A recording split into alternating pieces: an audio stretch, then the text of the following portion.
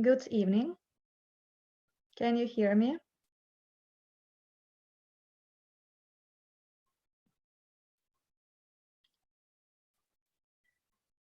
Okay. All right, good. Well, unfortunately, you cannot see me because the video camera on this computer is off and I'm not allowed to switch it on because simply this is not my computer. I'm not using my own computer. But however, I think that should not be a big problem because your attention should be on the lecture slides. And tell me, please, if you see the first slide of the lecture now on your screens. Hi, everyone. Okay. All right. So before we get down to lecture one, let us first cover some organizational issues, and then we will move to the lecture itself. So I have left a blank slide here where I'm going to make a points of several organizational issues.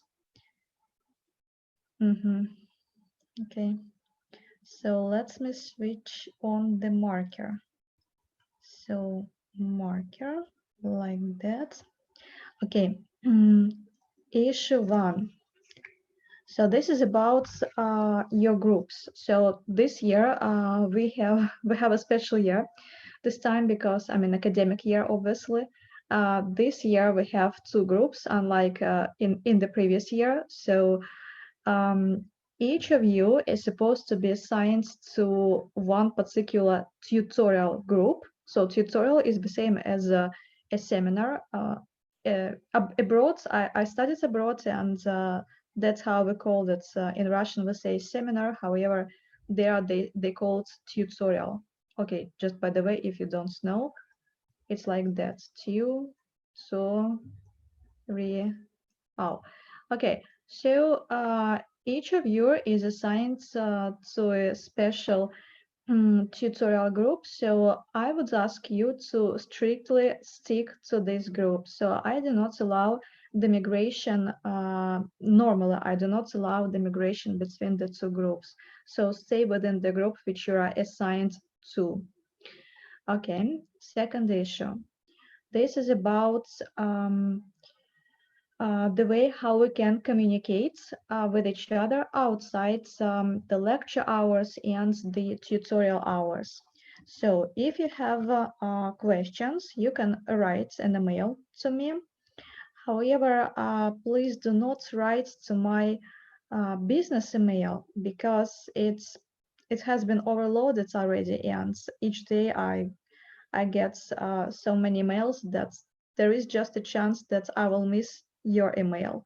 So I have created a special email just specifically to communicate with students. This is new HSE at mail.ru. So I prefer to send out some different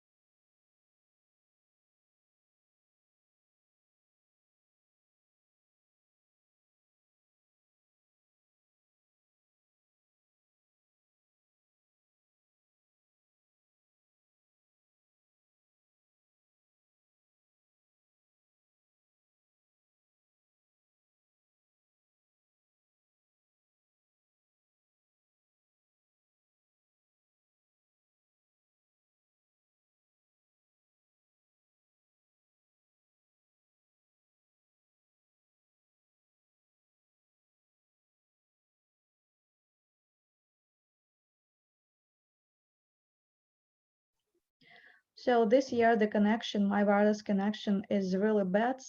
So I guess that's not for the last time that there will be a breach in wireless connection.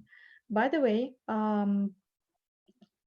right now I can see a message that's as if I have switched off your ability to talk to me. So as if you can only write.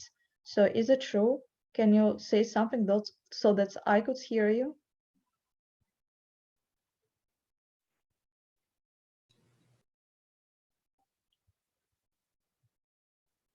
Okay, I'm not sure if you can. I think you can. We can speak, right? You hear me, right? Good. Nice. Because sometimes it's probably better just to ask a question than to write it. Okay. Can I ask a question about the groups? Can we choose teammates because we already formed some subgroups before? There is no need to do this because my home assignments and tutorials are structured in such a way that you will speak individually. So there will be no team group in my tutorials. So All right. just, Thanks. this should not be a problem because of the special structure of my tutorials. Now, it's about, so point 2 is about the way how we can communicate outside the, the tutorial and lecture hours. So number 3. So tell me please, do you have an access to the course syllabus somewhere in LMS, or probably you have been sent the course syllabus to your private emails? Have you seen the course syllabus?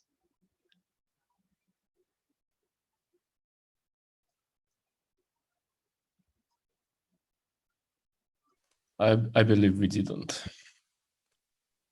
Do you have an access to the LMS system of the HSC?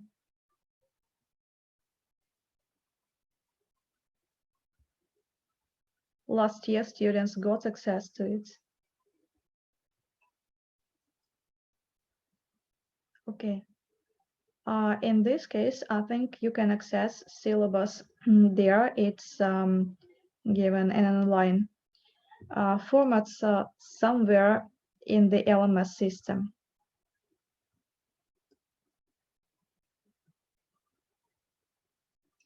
Let me check. Okay.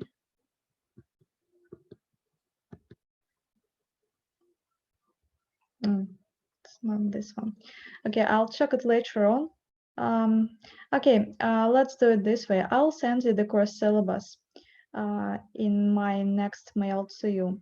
So for this, I actually need to know your shared email. You definitely have a shared email so that I could send you the course syllabus, the lecture notes, and the home assignments. So can you share this email with me?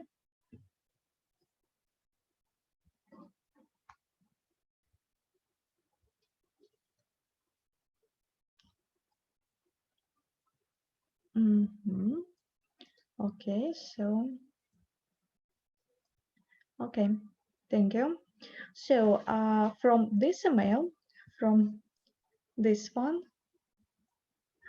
you'll get all learning materials and all pieces of information from me. So do not get confused about this email. All right. So as for the course syllabus, when you read it, you'll see that I have several references, meaning several textbooks for the course. So this is Cochrane, Duffy, and Campbell. So Cochrane and Duffy are advanced textbooks. Campbell is okay. He is quite at the master's level. Well, Cochrane and Duffy are also at the master's level, but as you understand, master's levels might differ at different universities and actually in different countries. So anyway, the thing is that my course does not follow any particular textbooks among these 3 textbooks. And I sometimes can refer to one book or to a chapter in one book and then to a chapter in another book. So what I usually do to make your life easier, I send at the end of each lecture, I send to you lecture notes.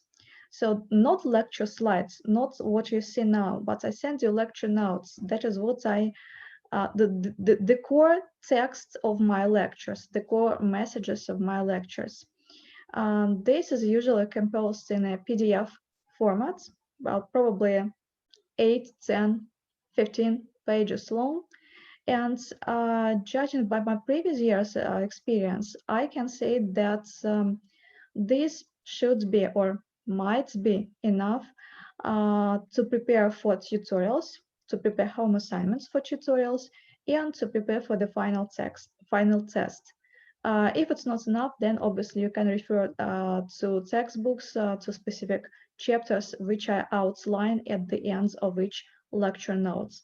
But anyway, for example, today we have a lecture and 2 lectures actually. So tomorrow I will send lecture notes and your first home assignments to your shared mail which you sent to me.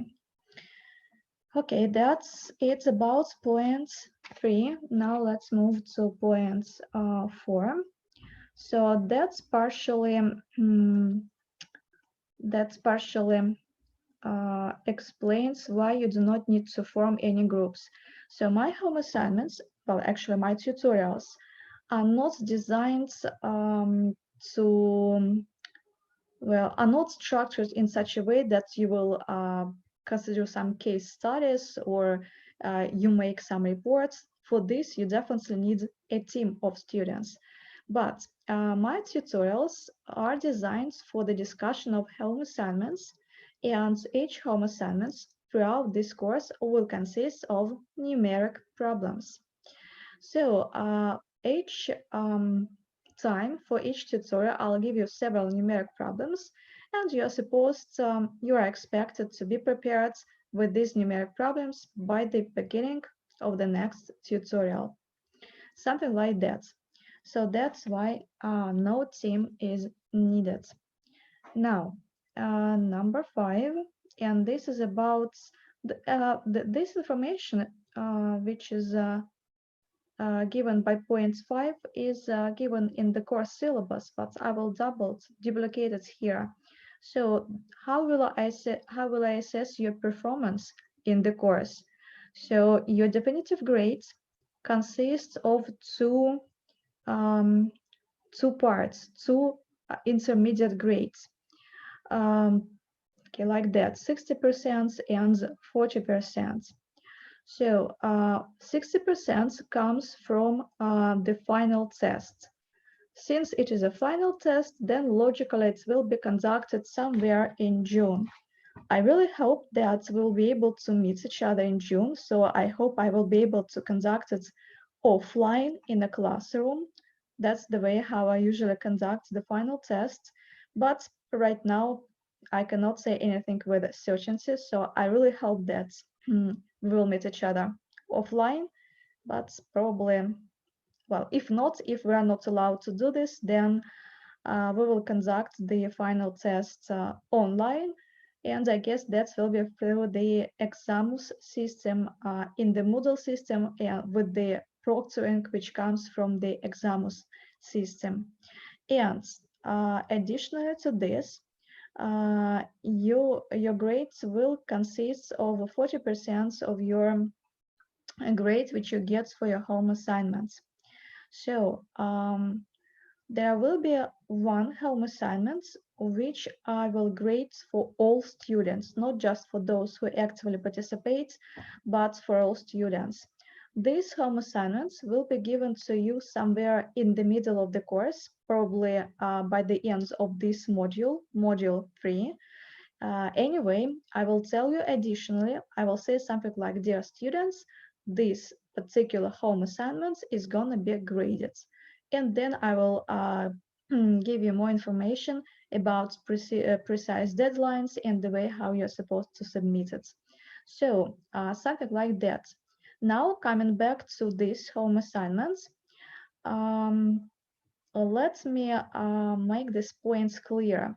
Obviously, I cannot force you to be prepared for tutorials, right? I just do not have such power. However, I do expect that at least some students will be prepared and they will tell me the solution. We discuss this solution and other students will listen to these solutions. If it happens, then no one is prepared, that will be really the worst case, because in this case we will have to skip this home assignments, but it does not mean that it will not appear in the final test. Something like that might appear in the final test. So I do I do recommend you, I do advise you to get prepared for home assignments. And as a motivation, I'm ready to give additional 1 point, actually up to 1 point, to your final grades, definitive grades, if you actively participate at tutorials. So you might say that we already have 100%, so there is no room for this additional 1 point. However, it's only true for those students who will get 10 points for the whole course. And judging by my previous year's experience, I can say that this happens quite rarely. So sometimes I have 1 student who have 10 points. Sometimes, well, there used to be years when there were no students with 10 points as a final grade. So, for example, if you get 9 or 8, then I guess you will be happy to get 1 more points, to additional points. Just for this, you need to actively participate in the tutorials. Okay, I'll give you just an example how it might look like. Assume that for the graded home assignments, you obtain 10 points. So with a 40% weight, that's gonna be 4. But then assume that actually your performance at the final test, is quite poor, so you get only 4. And with the weights, 60% weights, it's gonna be 2.4. So your definitive grades are at this intermediate stages. I do not round any grades because I do not want to, I would like to avoid any biases. So in this case, your definitive grade is gonna be so 6.4, and here I will round it to 6. So you'll get 6. But if you actively participate at tutorials, then I will give you 1 more point and you will get 7. So that will be your final grades. So that's the only thing which I can do just to motivate you to solve home assignments. That's it, I guess. Okay, yeah, I guess that's it. So now we can get down to the lecture, to lecture itself. But if you have any questions concerning the organizational issues, you may ask now.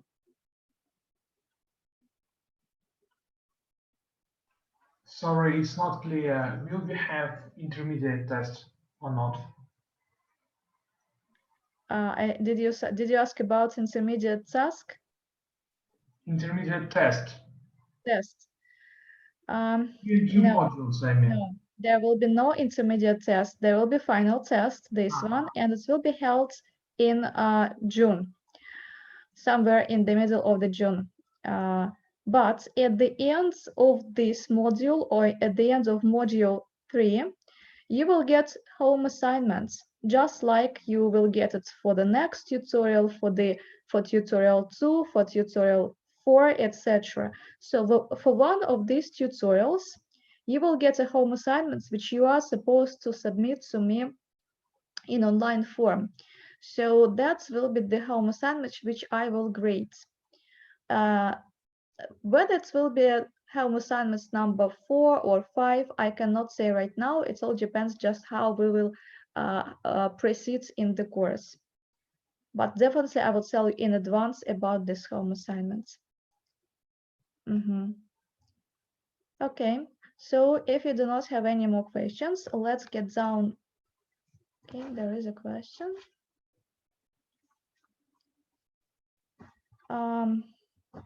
Will you be divided by groups alphabetically? Actually, I guess you already should know this because you have been already divided into 2 tutorial groups. Isn't it so?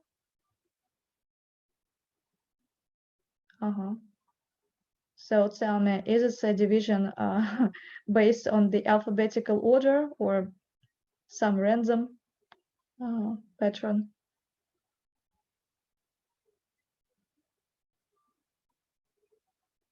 Okay, so then that's just nothing has changed concerning your concerning the way how you belong to the any group. No, guys, you cannot migrate between groups because I'm going to check your presence. So just don't want this mess. So try to stick to your groups.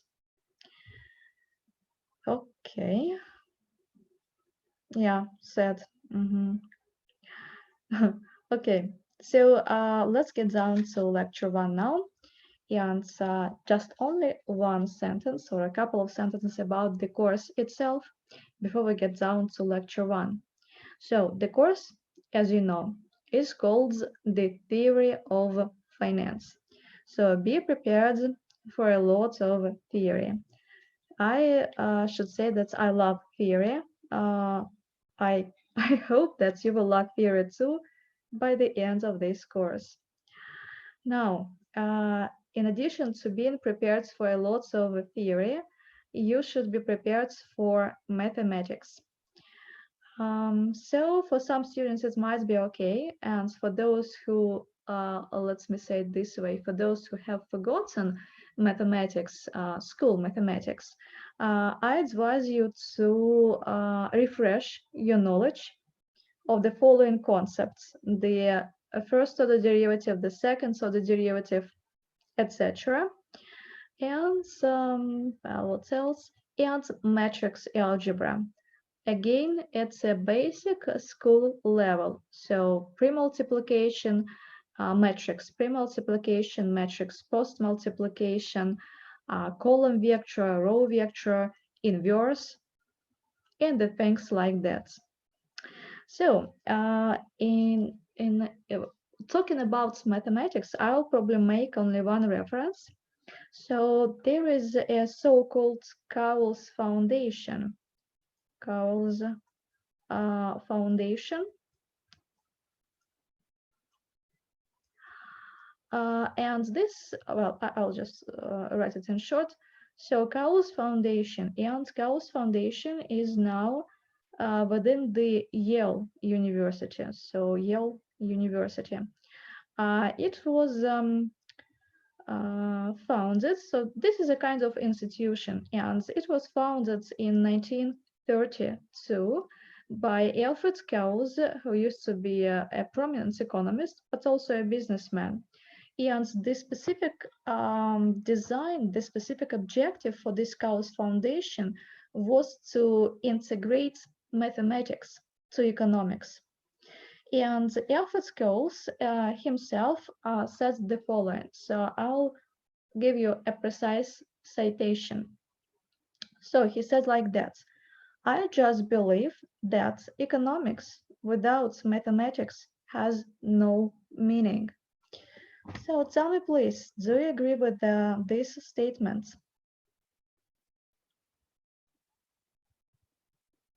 Should I repeat it?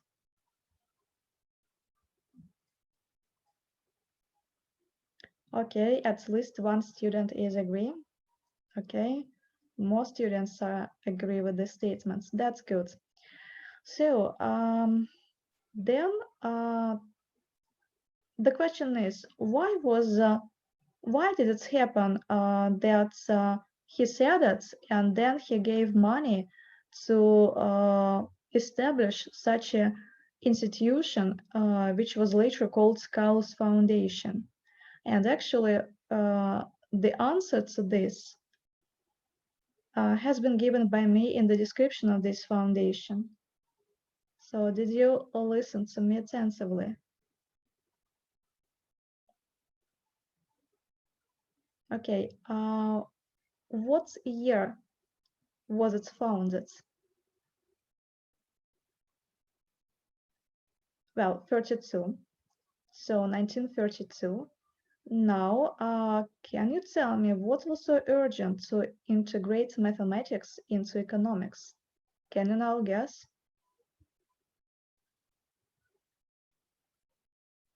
So what was right. So that was the time when yes, okay, the period of Great Depression. You might not know this, but prior to the Great Depression, economics was mostly, well, it's not that economics was, well, actually economics was mostly qualitative in the sense that forecasts were based on qualitative judgments, not on quantitative. And some economists believe that the results of this only qualitative based assessments was this this periods of Great Depression.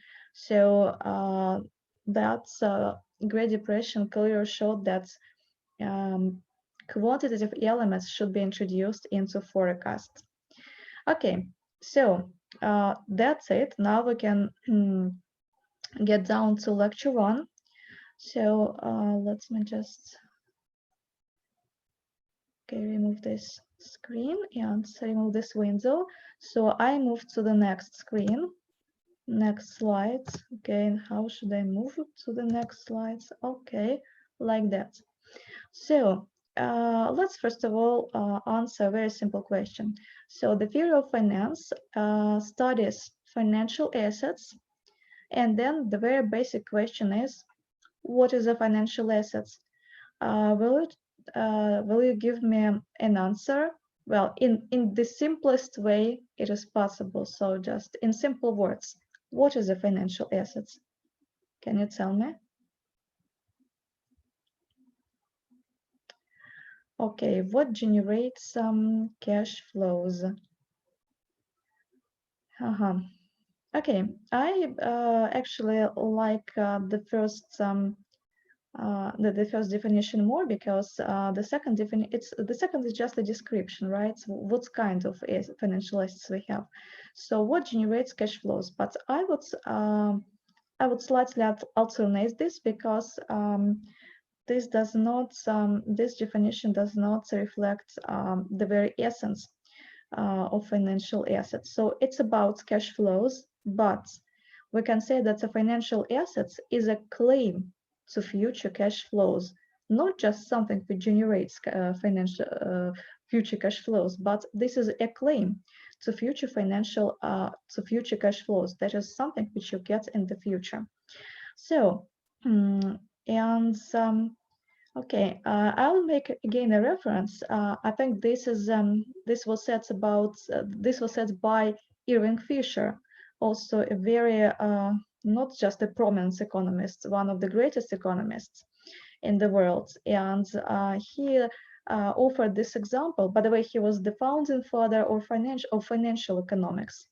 So he said something about an apple tree. So if you are asked to make evaluation of an apple tree, you really don't care how beautiful the apple tree is, how big it is. You only care about how many apples it will give to you in the future. So essentially, it means that we should not take into account anything else, only future cash flows. So that's the most correct, the fairest valuation whenever we take into account only the future cash flows and nothing else. So from the point of view of future cash flows, we can differentiate between two major types of financial assets. And these are assets with a fixed payoff in the future, Well, obviously, bonds, something like a bonds or certificates of deposits are examples of a fixed payoff assets, and we can call them fixed income security or a fixed interest security. But anyway, in this case, the future payoff is fixed in advance and is known in advance. And also we have an equity type security. In this case, the future payoff is variable, so it's not fixed in advance, it's not known in advance. And finally, we have one more major type of financial security. This is a derivative security.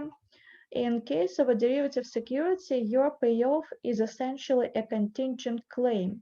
Contingent claim means that this claim is dependent upon the realization of a certain event in the future. And right now, at present, you don't know if this event will be realized or not. As you can see, I highlighted this security, a derivative security, in gray. This is just to say that we will not cover derivatives in this course, simply because we don't have enough time. So we will cover fixed interest securities and equity type securities. And I guess we will be able to separate the whole course approximately equally between fixed income securities and equity type securities. So something about, no, don't have time for derivatives. So something about 7 lectures for bonds and 7 lectures for equities. Okay, let's move further.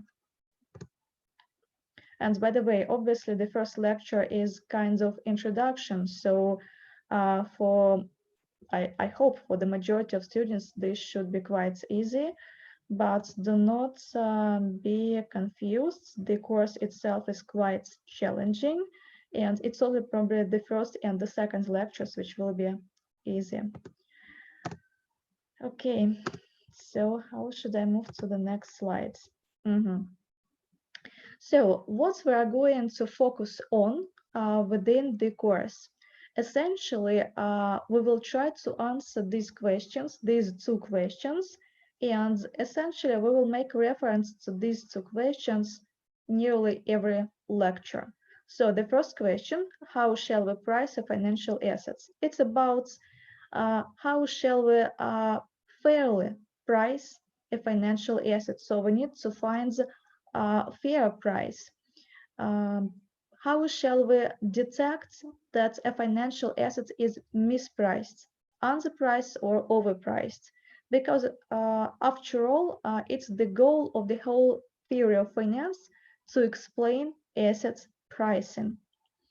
And the second, it's about risk measurements and risk management. So let me just clarify something about these 2 aspects. So asset pricing and also risk measurements and risk management. When we're talking about asset pricing, then we can obviously say that there are so many factors which influence asset pricing. This might be true.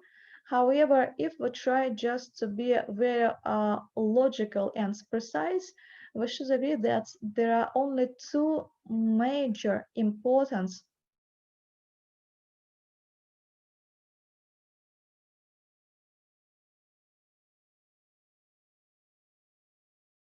So why this is important? This is I'm not sure if I have now a breach in wireless, because I'm told that my wireless connection is not stable right now. Yeah, we couldn't hear you for a moment. You stopped at 2 major important things. RIP.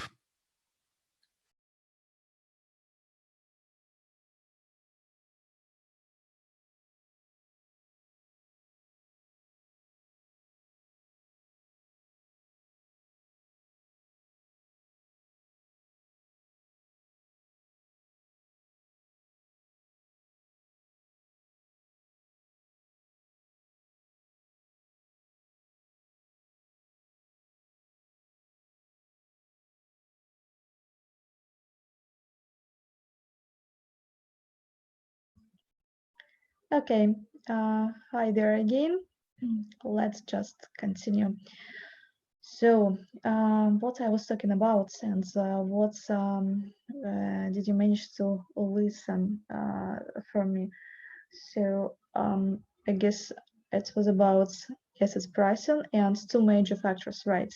So, even though there might be many uh, half insufficient factors which influence assets pricing, after all, we had only two major factors which will be present everywhere in all asset pricing and asset pricing of all securities. And these two factors are essentially properties of the future payoffs. So what can we say about future payoffs? The first property of the future payoff is that all these payoffs are delayed in time. So let me just write it like that, time delay, right? You do not get money immediately when you buy financial assets. You'll get it sometime in the future. So we'll get time delay. So why this factor is important? Simply because of this first property. People are impatient, time impatient. So there is nothing to be done about this. People are time impatient, and therefore, if cash flow is delayed in time, then this will definitely influence pricing of financial assets.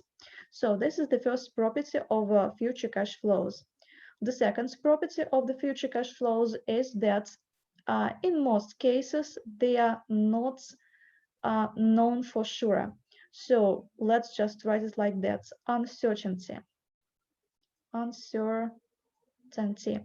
Okay, and this property of future cash flow precisely and accurately is connected to the second feature of an investor, risk aversion. So investors do not like uncertainty. So what we have here, so this is the property of cash flow, which is connected to the psychological feature of a person, of an investor. This is the second property of a cash flow, which is again connected to a psychological feature of an investor. So there is something within us, within our psychology, that guides us how to value any financial assets. Okay, let me now just give an example. So assume that, no, by the way, before giving this example, well, you definitely know that in addition to risk aversion, we have two more possible types of behavior or possible types of investor. Can you tell me these two types of investor?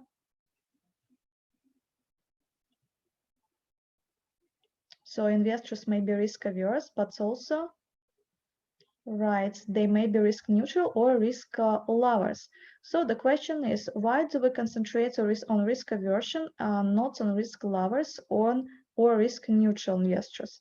Well, simply because the risk averse investors constitutes the majority of investors. Yes, they constitute the majority of investors. As you understand, the market is a compromise of all participants. I mean, the market's price is a compromise price of all participants. But if risk neutral investors and risk lovers constitutes the minority, then essentially their opinions, their actions will not influence anything. So that's why we will concentrate on risk aversion. So from now on, within this course, let's assume that investors are time impatient and they are risk averse, because essentially this is what you will find in most people. Most people are time impatient and most people are risk averse. Now, let's just see how time impatience and risk aversion, or actually how time delay and uncertainty influence pricing. So let's talk about treasury bonds. So treasury bonds. So tell me please, in pricing of treasury bonds, should we take into account should we take into account such factor as time delay?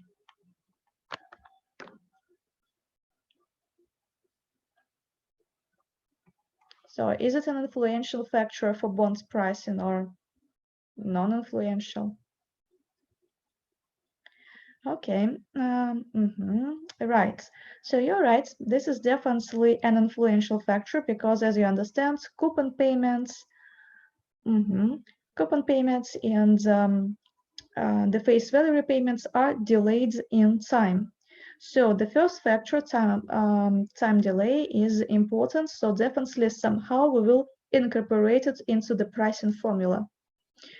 What about the second factor, uncertainty? Is it an influential factor for bonds pricing?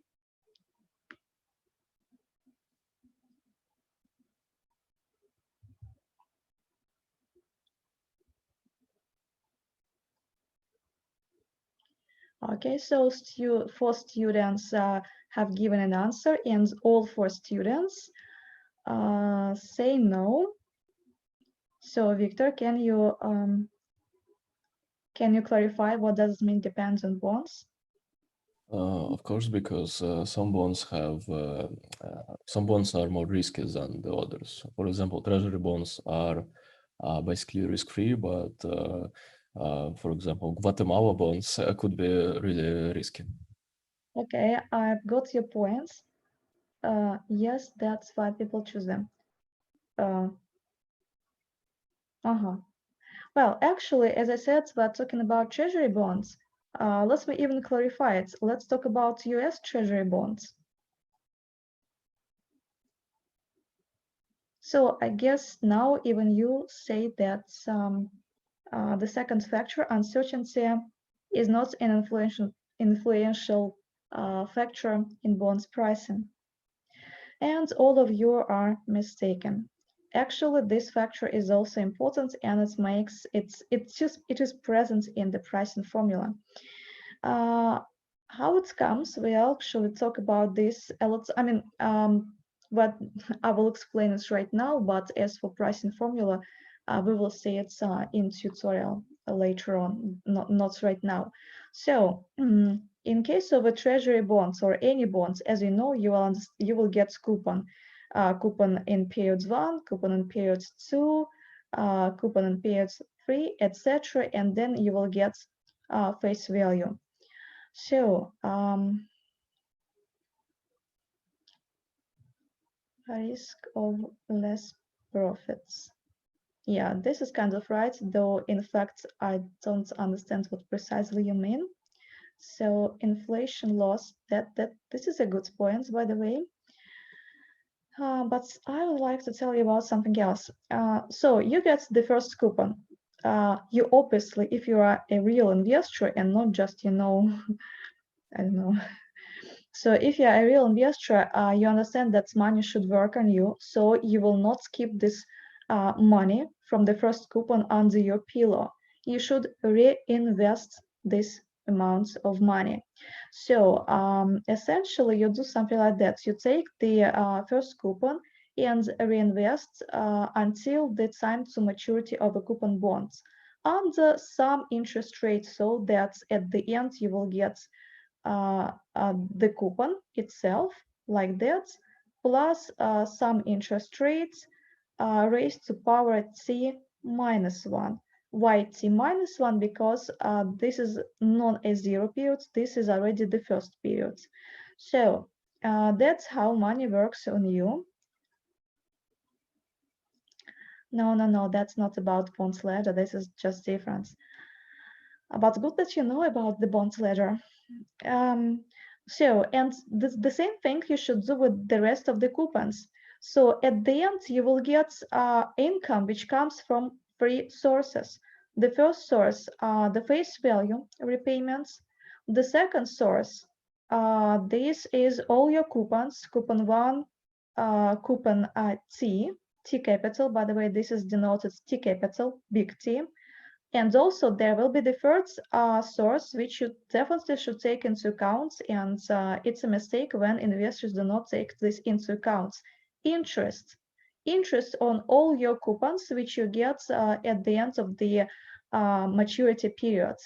So this is fixed. This is also fixed. but your interest is not fixed. In fact, your interest depends on what interest rates. Okay, why is interest rates? So on what interest rates you will be able to reinvest your coupons. Ideally, you should reinvest your coupons at the same rates which was prevalent at the time of purchase. But the future path of short-term interest rate is not known. Therefore, it's quite possible that in the future interest rates go down. And in this case, your whole interest, or let's say the whole income part from which comes from your interest or which comes from the reinvestments of your coupons will be less than you initially expected. So there will be a compared to what you expected, there will be a loss of profits. This situation is actually has its own name. It's called reinvestment risk, reinvestment risk, and this risk is present even in the US Treasury bonds, which seems to be just riskless. So as you can see, and again, this is about uncertainty of your final total payoff from your bond investments, from your bond strategy. Okay, so that's it for this slide. Let's move further. Now this is something really easy, so you understand probably, or you know that bonds can be issued by both governments and corporations. In case of government's bonds, we do say either government bonds or sovereign bonds. In case of if a corporation is an issuer, then we say a corporate bonds. Bonds can be both long-term and short-term, but most bonds are long-term securities, because in case of a short-term investments, you can probably use the money markets instruments if you want to make an investment, or if you want to issue a short-term debt, you probably will issue it in the form of money markets, fixed income instruments. Anyway, we definitely can imagine a lot of different features of bonds, but I will stop here only on 3 features. So this is time to maturity, first, coupon availability, second, and degree of risk, just to be simple. And again, these 3 features are the most important features in case of coupon bonds pricing. Obviously, I'm not talking about some non-plain vanilla bonds with options embedded, but that's not the topic of the lecture. Anyway, time to maturity. Here, the best example is the US Treasury securities. So as you might know, they are divided into 3 types depending on the time to maturity. So we have Treasury bills, and Treasury bills are have a maturity range from 1 month to 1 year. Then we have Treasury notes. And so do you know the range of maturities for Treasury notes? It's definitely will be more than 1 year, and the upper limit is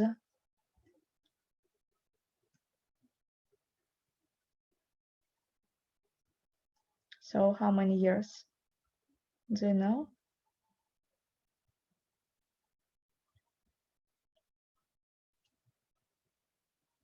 Okay, yes. Yeah, that's no, not 30. It's 10 years actually. What's about 30 years? So we also have Treasury. So we have Treasury bills, Treasury notes, and Treasury bonds. And Treasury bonds have the maturity up to 30 years. Actually, if you look at all Treasury bonds which have been issued within the last 30 years, you will see that all their maturities are either 30 years or 20 years. But for the last 5 years, approximately, the US Treasury, and by the way, that's how they call the Ministry of Finance. So the US Treasury has not issued any 20-year Treasury bonds. All the Treasury bonds which have been issued have maturity 30 years. So somehow they, I don't know, that they ignore 20-year maturities nowadays. Anyway, so that's about maturities. Coupon availability. Here, everything is extremely simple. Either a coupon, either a bond pays coupons. In this case, we call it coupon bonds, or it does not pay coupon. In this case, we call it zero coupon bonds. And now, finally, degree of risk. This is a more important parameter, so let's talk about it in more detail. So any bonds is associated with two major types of risk. So will you tell me what are these two major types of risk?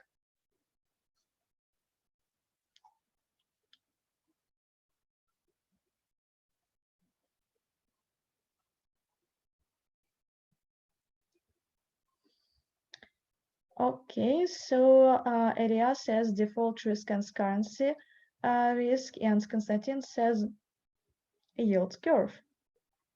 So is it kind of a risk, yield curve risk?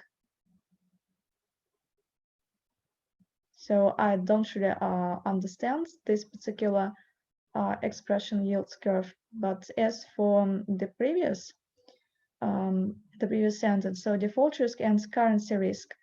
Well, default risk is indeed one of the major types of risks, but not currency risk, even though this is a risk, but not the major one. So default and the next one, or probably the first one, and default is the second one.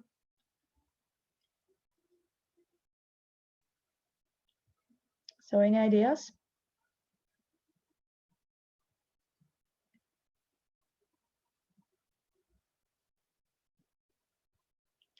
Well, I would say that inflation, even though this is an influential type of risk, then this is not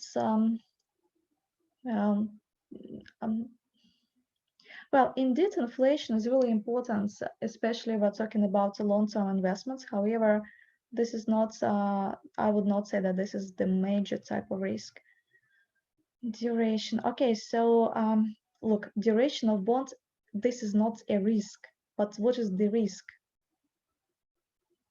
Liquidity is not the major type of risk. For example, government bonds are extremely liquid, nearly absolute liquidity. So even though this is a risk, this is not the major type of risk. Okay, negative. Okay, finally, I can see the correct name. So interest rates. So this is probably the best way to say it. So let me just.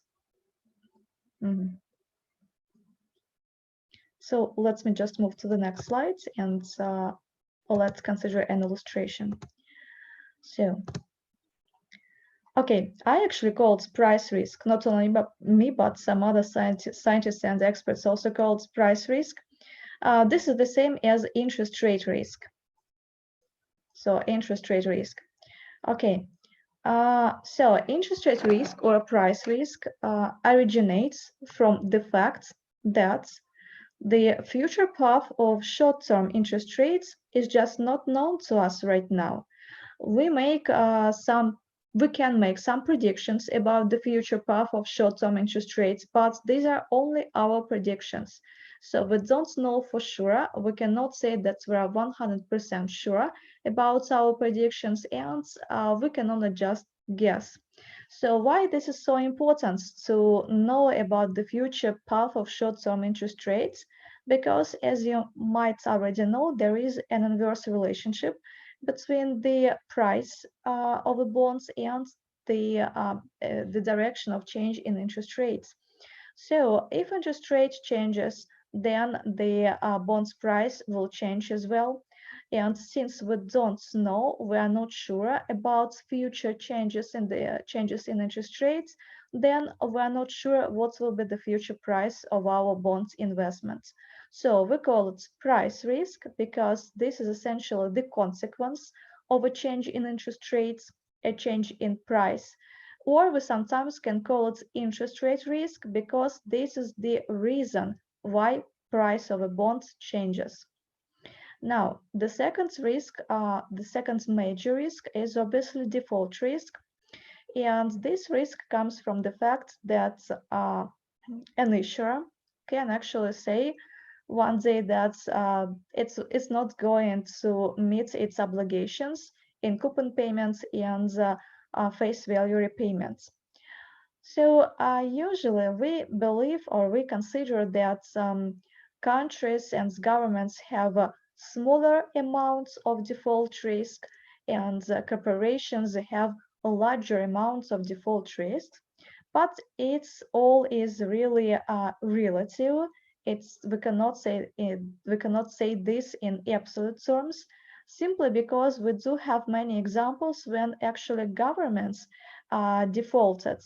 And so, can you tell me an example of recent defaults? I mean, government defaults. Can you tell me any country like that?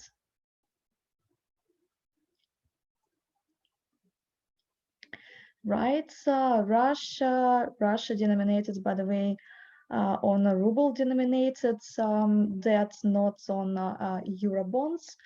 Yes, Argentina and general Latin American countries somehow like to default from time to time. Yes, Greece is one of the recent examples.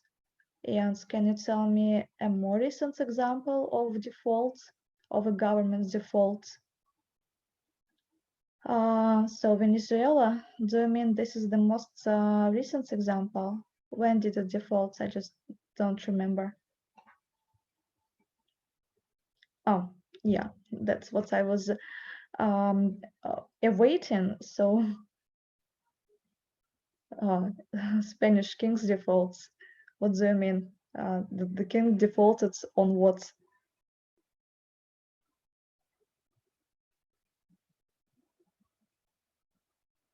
Okay, so while you're probably typing the answer, so Ukraine is probably the most recent example of defaults. They defaulted on euro bonds, as far as I remember, and the majority of these euro bonds, unfortunately, had been bought by the Russian Federation just prior the year when Ukraine declared a default on these euro bonds. In medieval times. Well, okay. Yeah, so we just went far back into history. Okay, so anyway, let's come back to the to price risk and default risk. So as you understand, first of all, we need to introduce a so-called risk-free assets. In fact, a risk-free asset is a pure theoretical abstraction. In real life, there is no such thing as a risk-free assets, but somehow we need to move from the theory to the real life. So we need to find the best possible approximation of a risk-free assets. And this is obviously a short-term US government bonds.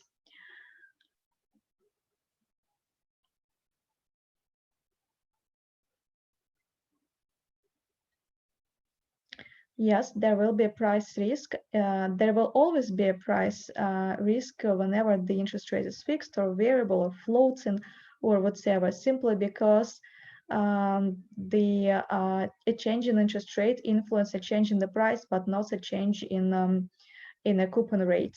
So if interest rates goes up suddenly in the future, the bonds price goes down. So unless you plan to hold your bonds until maturity, you face an interest rate risk or price risk, simply because if you plan to sell the bonds prior to maturity, then you really don't know what price you will sell for unless you know the current level, the future level of interest rates. but this is just not possible to know the future level of interest rates.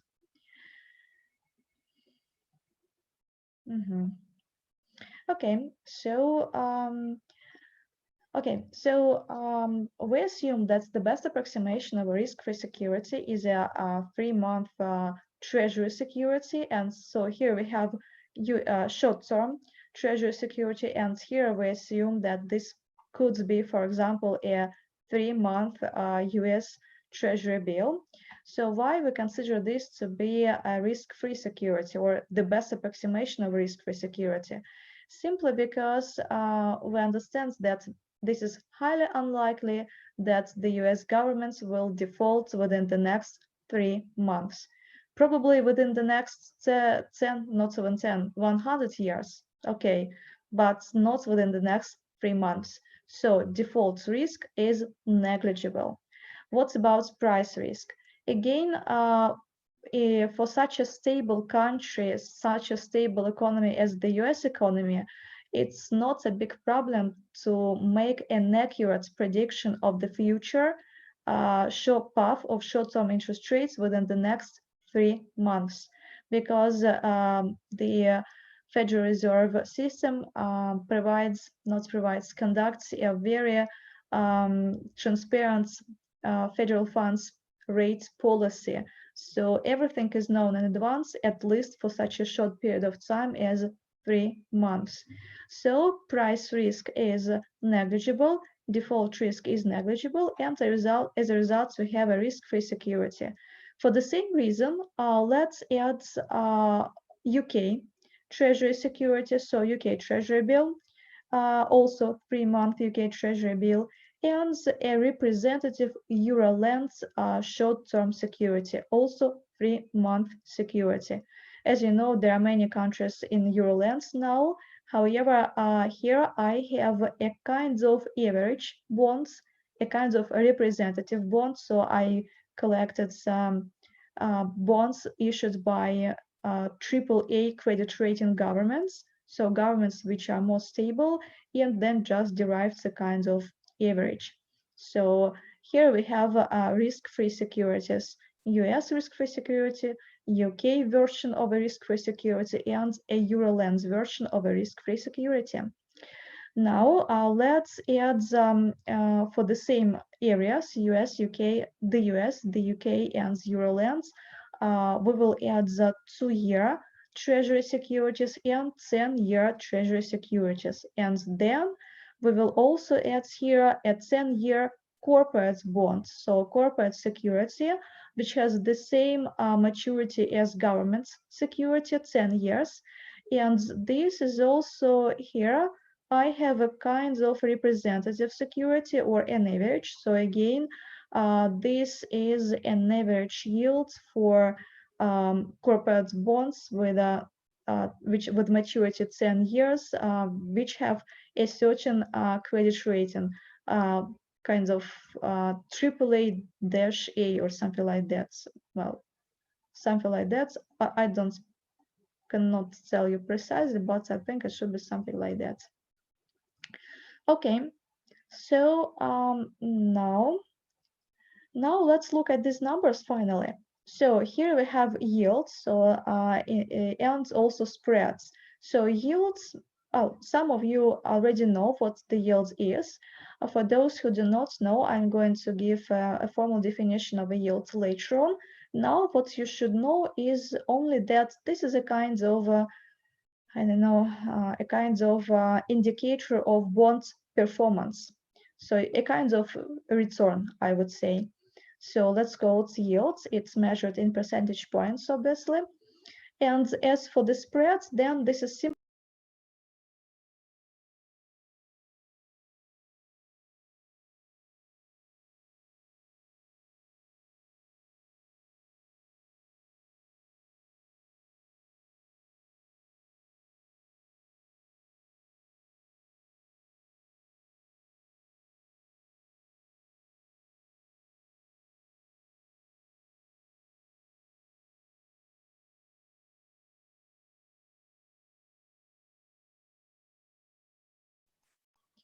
All right, so I will continue. So I was talking about the spread, and the spread is simply the difference between, for example, in case of 0.87, this is a difference between a 2-year government yields and a 3-month government yield. So we call it spreads.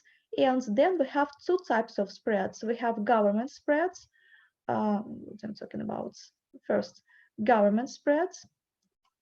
And then we have corporate spreads.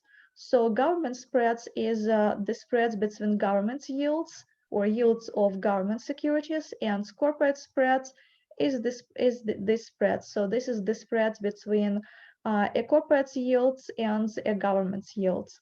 So this table, it's actually as of 2005. Later on, if we have time, we will see an updated table for quite recent years. So in this table, we actually can see a measure of price risk and a measure of default risk. So a measure of price risk is this government spreads. So here we have price risk. And a measure of corporate, a measure of default risk is this corporate spreads. So here we have default risk. So as you can see, in case of a 3-month treasury security, for example, this one, we assume that default risk is negligible and price risk is negligible. But as we move to the 2-year maturity security with a 2-year maturity, we add these spreads. So this spreads is fully a compensation for bearing price risk. There is no default risk because we're talking about a US government security. So we assume that there is still no default risk. And this compensation comes from the price risk, from the fact that over 2 years, so over this period, over 2 years, there might be some unpredictable, unexpected changes in the short-term interest rates.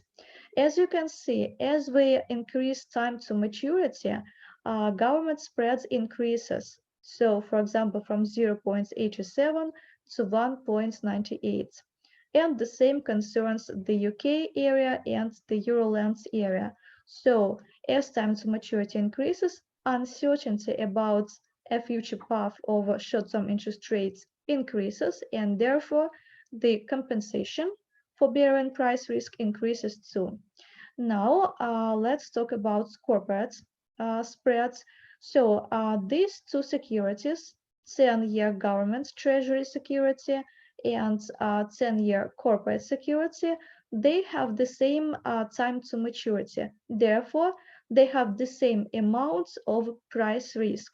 So when we subtract these yields from these yields, then this amount of price risk simply cancels out, and we are left only with the amounts which is fully a compensation for bearing default risk. So this is our corporate risk, and this is the compensation for the default risk. So looking at this table, tell me please, what can we infer by comparing spreads? So actually, the most correct way to compare spreads rather than yields. So if you compare spreads among these two areas, what could you say about investment environments in these three areas?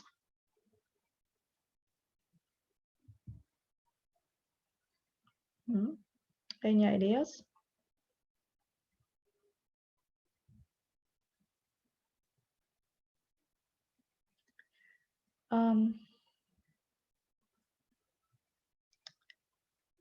Well, that's what we assume, that there is no country premium or default premium, because we believe that these are default-free securities.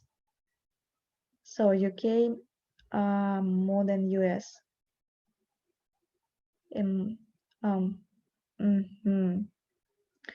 Yes, you are right. It's not so actually only for a 2-year. It's not only for a 2-year, but also for a 10-year period. So it's all about expectations. So we can say something like that, that as of 2005, investors expected that the probability of change in interest rates would be smaller in the UK compared to Eurolands and the USA.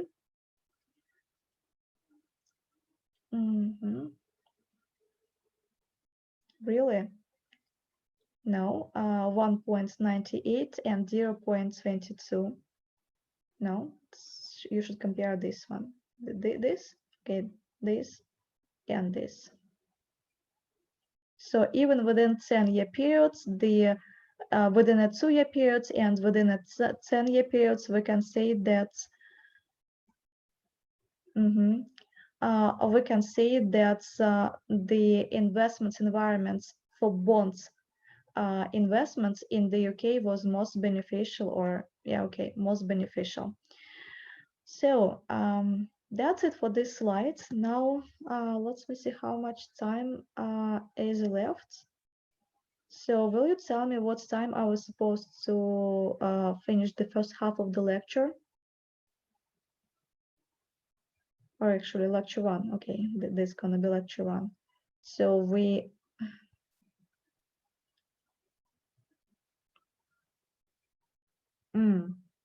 two versions. So we still have some time, about 10 minutes, then we will make a break. Okay, so let me go further. So next slide. Okay, let's talk about now types of bonds. So as I said earlier, sometimes we might encounter bonds which are quite complex in their structure. They might combine inside them convertibility option, put option, or I don't know, probably some other features. But anyway, these bonds do not constitute the majority of bonds. The majority of bonds, actually 90% of bonds which are traded in the worldwide markets. So these 90% of both bonds can be divided either into conventional bonds, so sometimes we call them plain vanilla or straight bonds, or index-linked bonds, sometimes we call them index bonds or linkers. So in case of index-linked bonds, so what does this mean in index-linked bonds? In this case, the face value of the bonds is not fixed, it changes in line with the change in the rates of inflation. But in our case, in this course, we are going to focus on conventional bonds. So this is our major topic for the first parts of the course. So let's differentiate between 3 types of bonds. First of all, we have a discount bonds or a zero coupon bonds. These bonds promises to pay you the face value at time to maturity, but it does not give you any intermediate payments while you hold these bonds. The only, or should I say it this way? So normally, under normal conditions, a discount bonds is always traded at a discount to the face value. Why so? Because if you are an investor into these bonds, and if you want to get some income for these bonds, then the only way to get an income is this price appreciation. So you buy bonds at a discount, and then at the time to maturity, you get face value. So this price appreciation, this price difference is the only source of income for an investor. That's why under normal conditions, discount bonds is traded at a discount to its face value. The face value for bonds, not only zero coupon bonds, but just bonds, usually is set at 10, which is raised to some power. So, for example, the face value of the US Treasuries is, can you tell me? So what we should write here? So what is their common face value?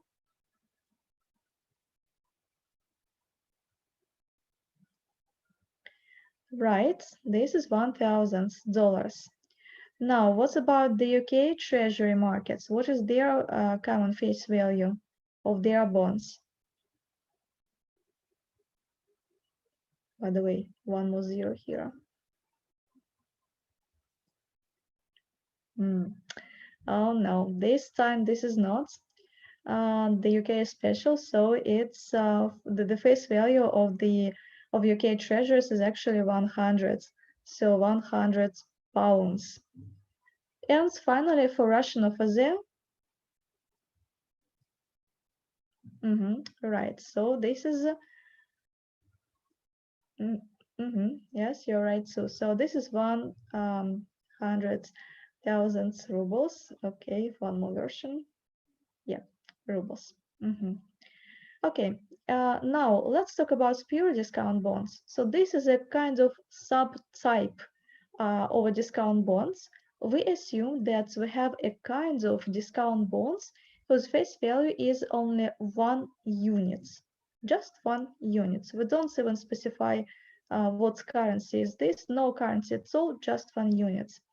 This is obviously a theoretical abstraction, but we need these constructs, these discounts, pure discount bonds for building asset pricing models, because it's always much easier to deal with one than with some other face value, because after all, sometimes you can even remove one from formulas, from mathematical formulas.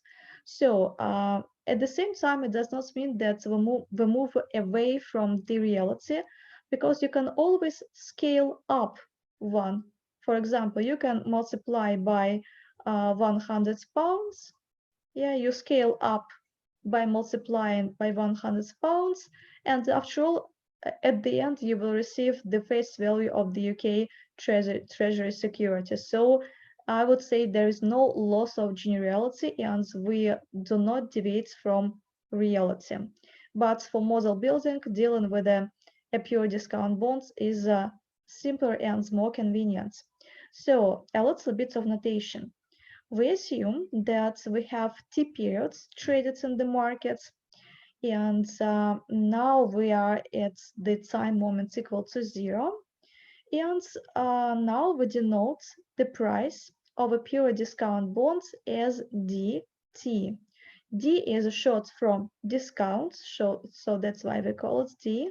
And T, subscript T, means how many periods to maturity is left. So do not get confused here. This is not the price of a discount bond at time T. No, this is the price of a discount bond which will mature T periods from now. So let me just check that you understand this notation. So how would you describe DT capital? So what kind of bonds is that?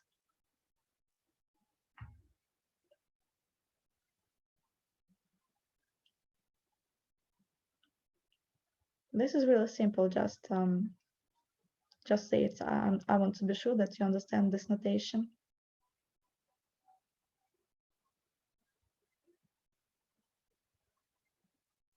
So this is a bond which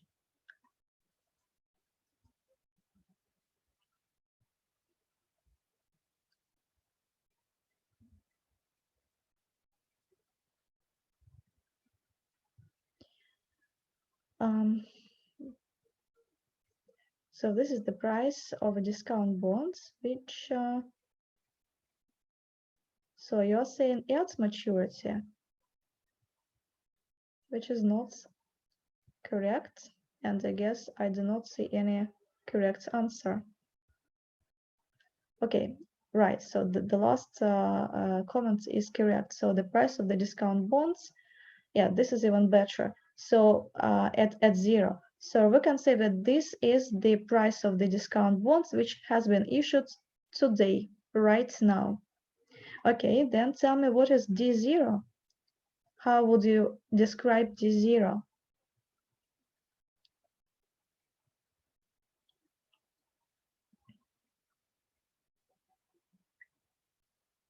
So tell me about this bond. So this is a bond which what?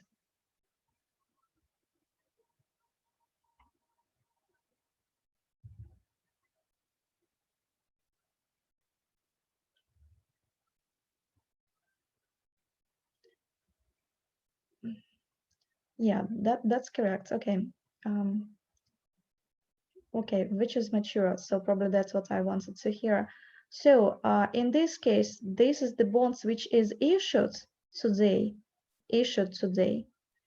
And this is the bonds which is matured today or matures today. So that's their difference.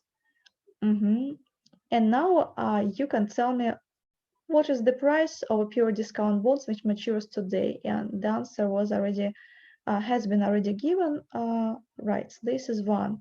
So because today you will get face value, obviously, for example, in 1 minute you will get face value for how much you can buy these bonds for the face value. So this one.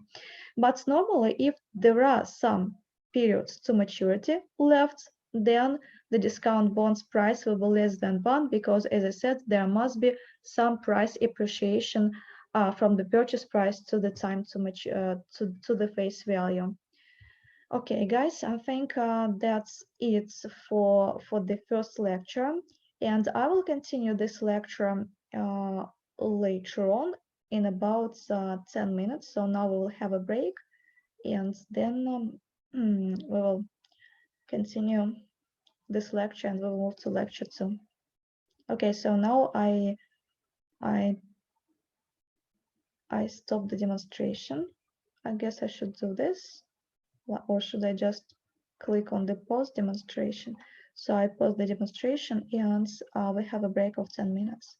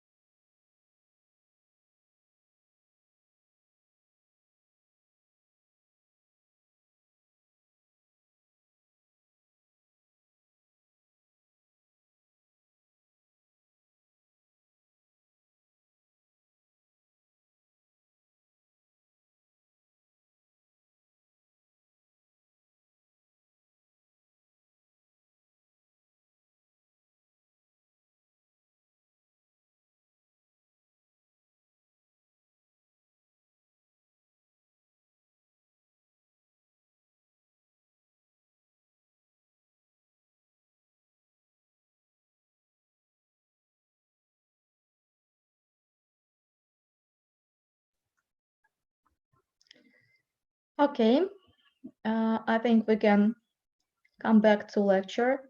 So now I will click on the on to continue the demonstration like that.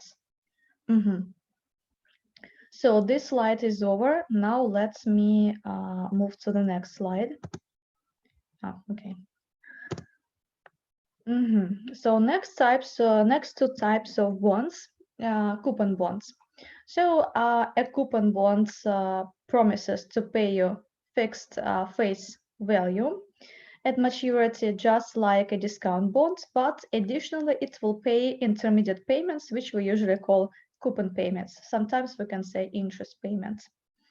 So as I said earlier, a discount bond usually is traded at a discount to its face value simply because an investor needs some source of income. But in case of a coupon bonds, it's quite possible that this price of the coupon bonds may exceed the face value prior to maturity. So a bond can be traded at a premium to the face value, or sometimes it can be traded at a discount to the face value. And this depends, well, we will talk about it in detail next lecture, but generally it depends on the proportion between or upon the compatibility between the coupon rates and the interest rates. So let's denote the price of a coupon bonds B. So B is a short from bonds. And so we differentiate between B, which is the price of a coupon bonds, and DT, which is the price of a discount bond. So discount, so that's why D.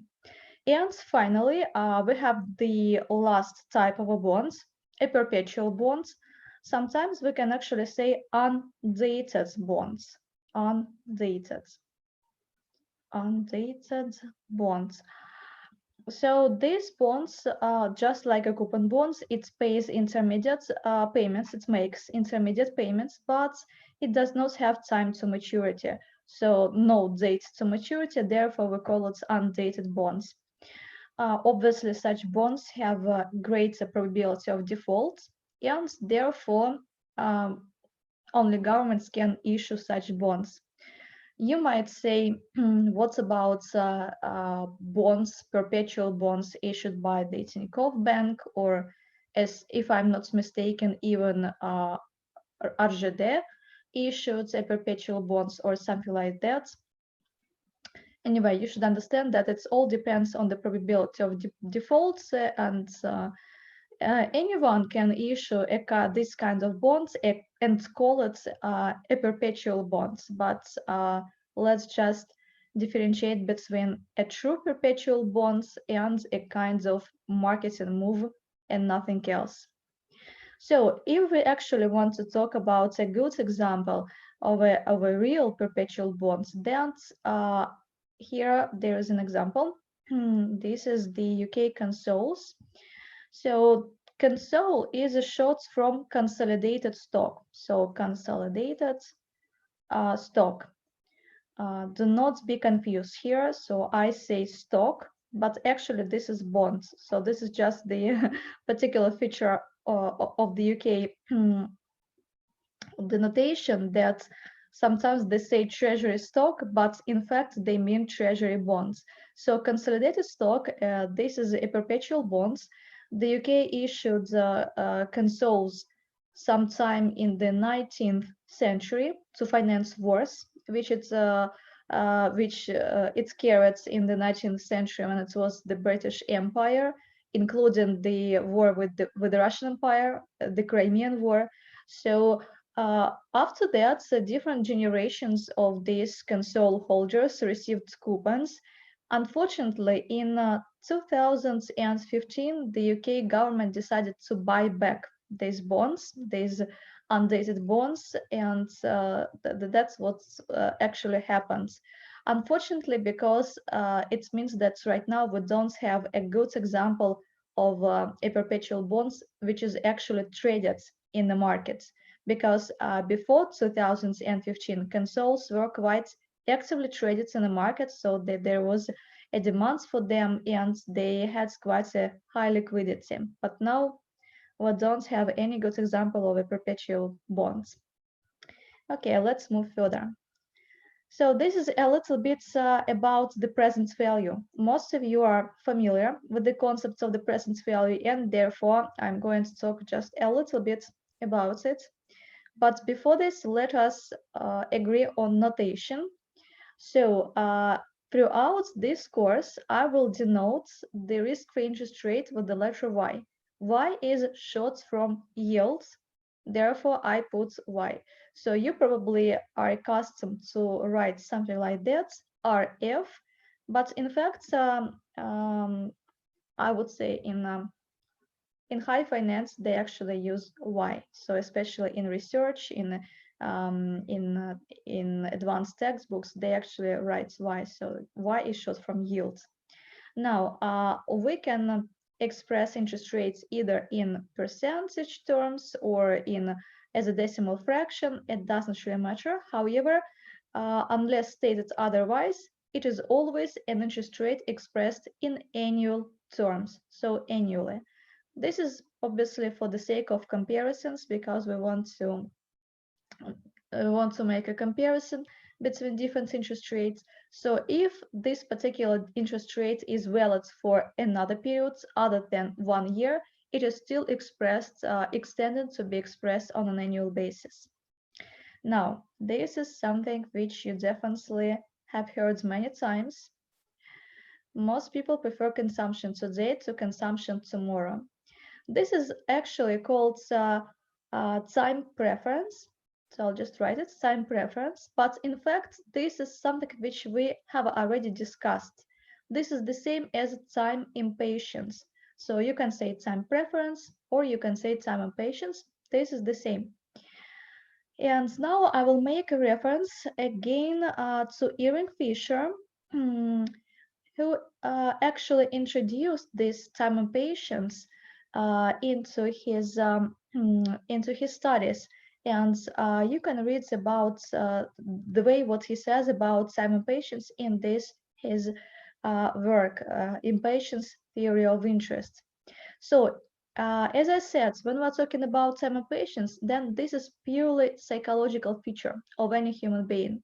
But the thing is, what explains this psychological feature?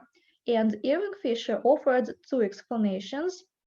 So can you try, well, to guess what two explanations can be used to explain why people are time impatient? Any guess?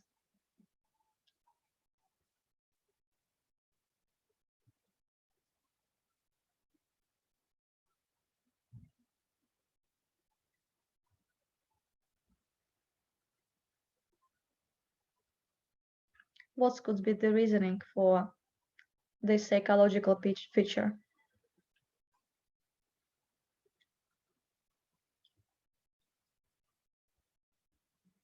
Okay, you say about inflation, but this is not about the market. It's just something deeply connected deeply to a human psychology. No, it's not about the markets. As I said, time impatience is a purely psychological feature, so we need to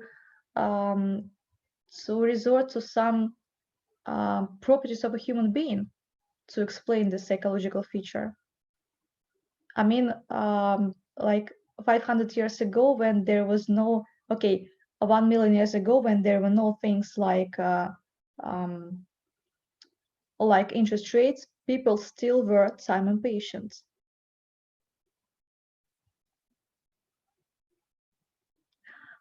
Okay, so several tests more, I will build that, something like that.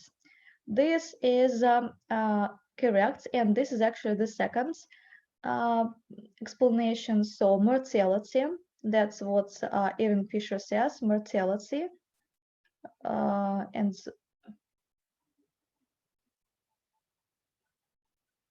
so this person said it about death.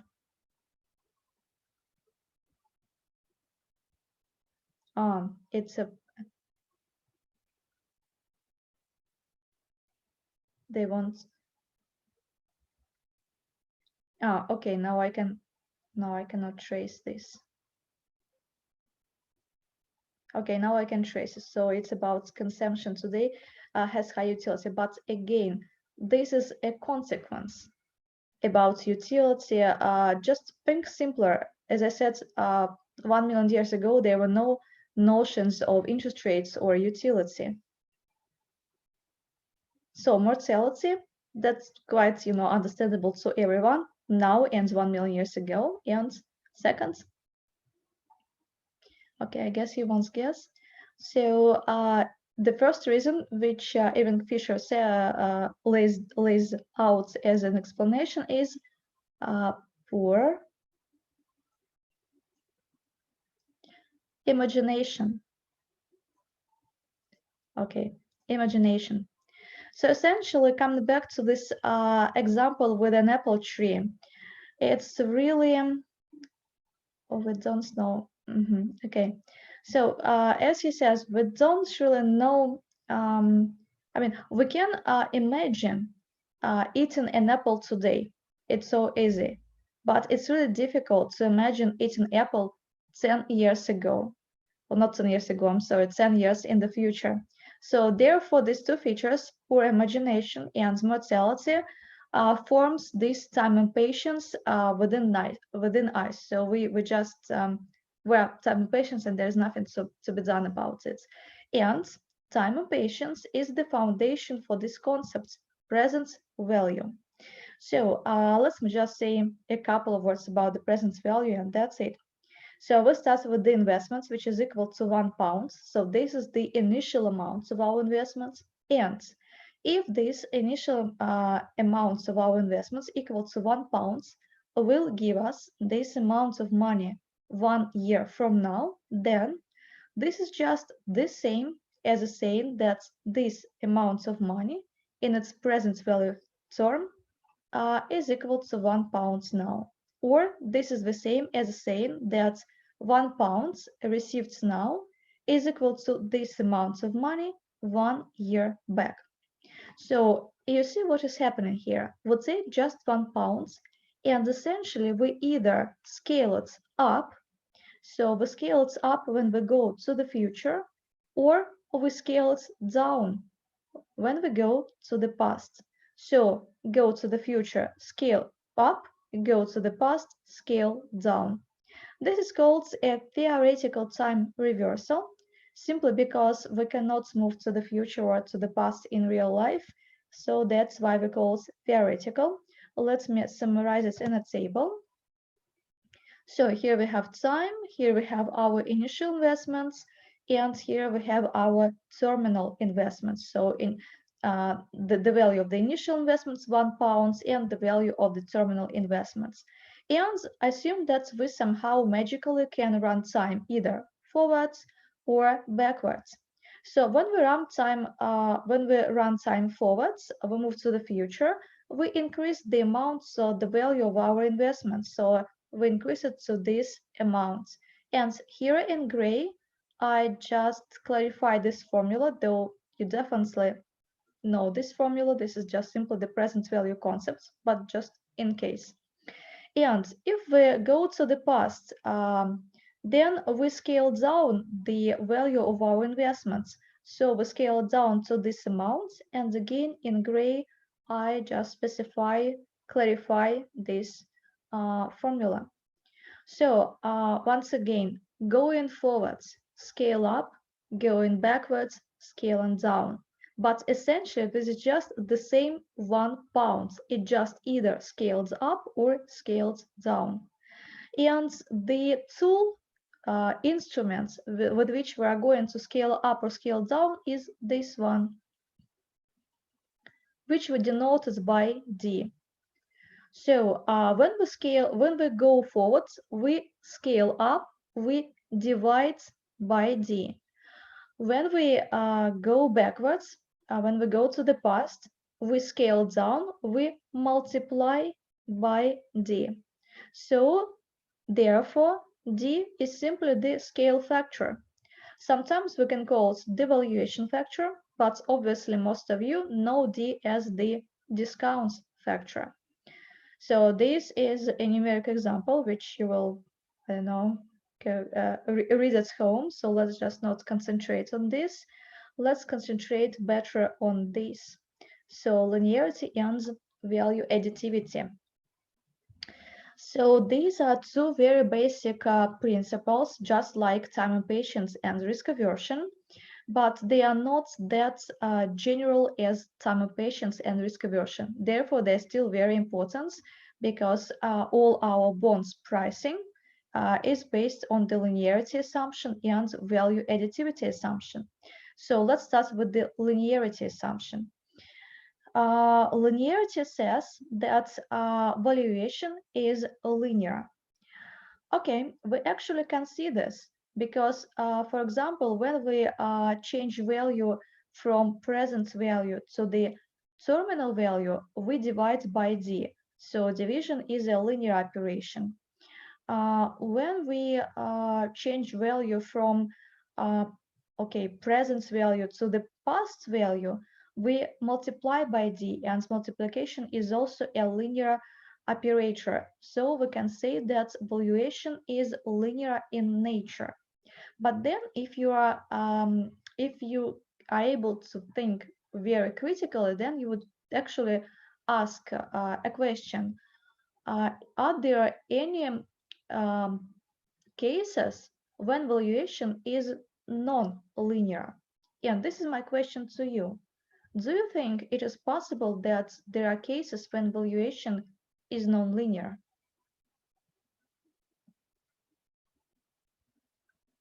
This is in fact a little bit more challenging question, but I somehow think that you could know the answer. It's just probably a little bit difficult to create this logical connection.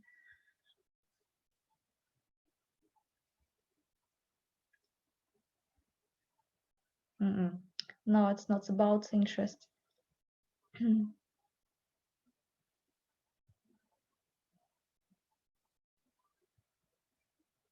No. Any other guesses?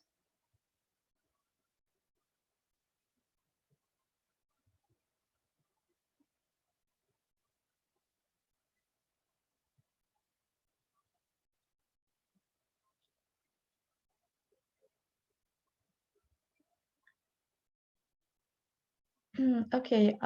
Again, this is not about compounding or interest rates, because what you mean? Okay, even in case of compounding, you always can gather together these multiple terms into one term, and then it will be just multiplication or division.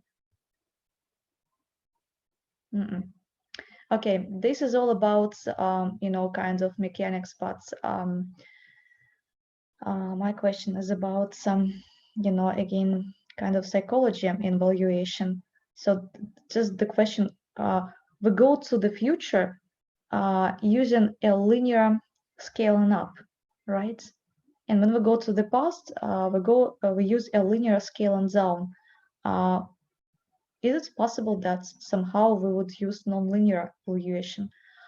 So I think you should have studied this probably in the microeconomics course. Tell me, please, what is the diminishing utility returns? Have you heard about the diminishing utility returns?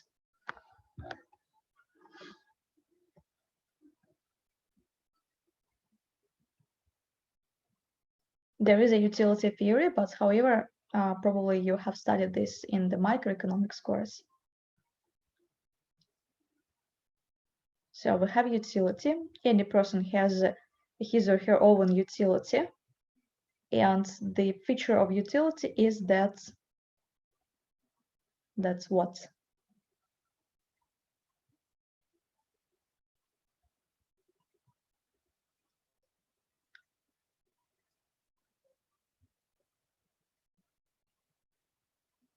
So after some points, the utility diminishes and has become negative even. Okay, this is really elaborate, though I would agree with you, but let's take when returns become lower after some time. No, this is something that the more we have, the less utility one more yet. Yes, that's probably the best answer. Marginal utility, right? So it's not about the gross utility. Gross utility does not decrease, though, as there was okay, as Philip says, it might be negative, but this is, this is just some special cases. But overall, we can say that gross utility always increases in, well, in our case, this is money, right? So we have money. So, but marginal utility decreases. So it means that the gross utility increases at a decreasing pace, at a decreasing rate of growth. So gross utility increases, plus marginal utility decreases.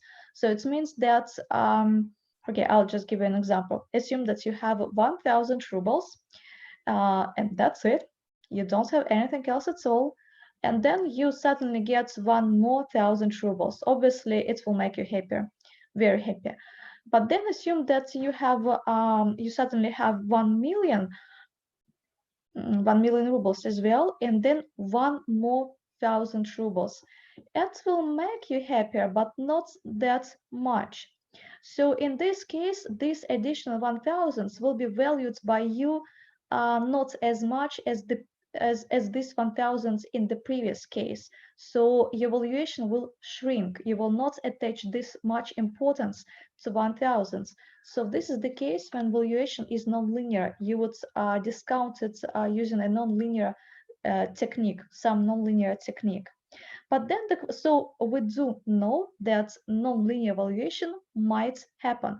But then the question is, can we say that the linearity assumption is a feasible assumption for the bonds markets? After all, we don't go into anywhere else. So we stay within the bonds markets. So can we say that within the bonds markets for bonds pricing, the linearity assumption holds? And here I can say that yes, we do, because this is just not possible in the bonds market to get such a big shift, for example, from 1,000 rubles to 1 million rubles, so that you would start valuing 1,000 non-linearly. Okay, how much, what return can the bonds markets offer to us?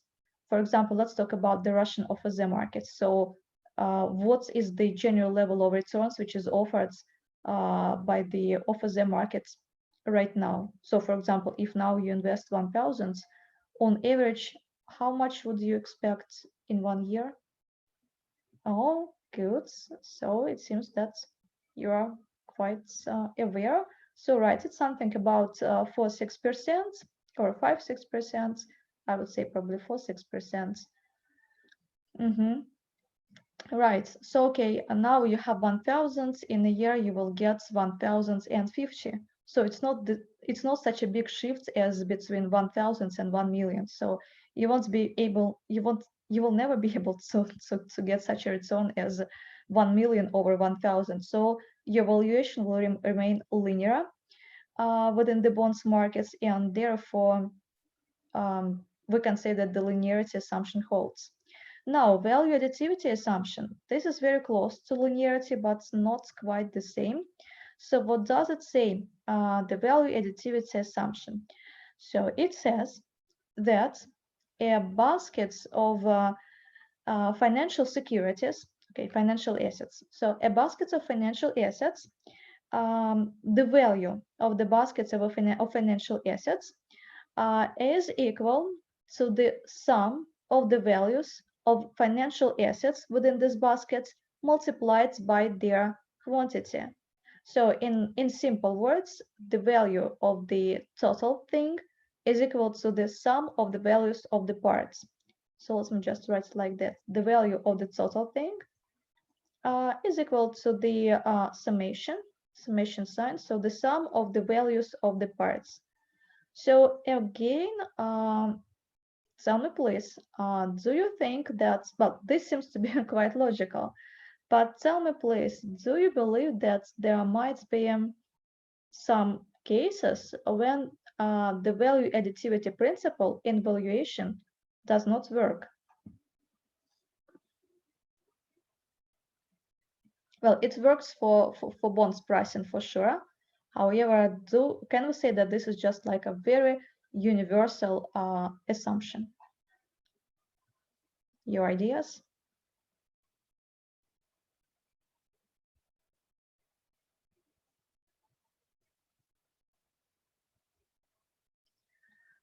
Yes, I would say I'm not sure about M&A. That's why we have goodwill. Okay, probably a good example.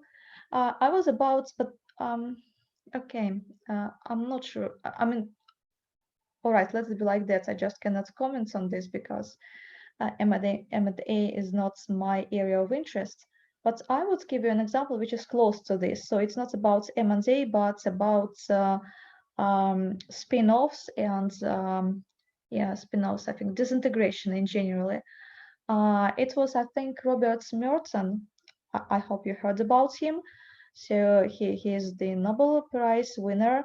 So he proved it somehow. I don't remember the proof, but he proved it somehow that the value of the components of the disintegrated company is larger than the value of the company when it exists being integrated.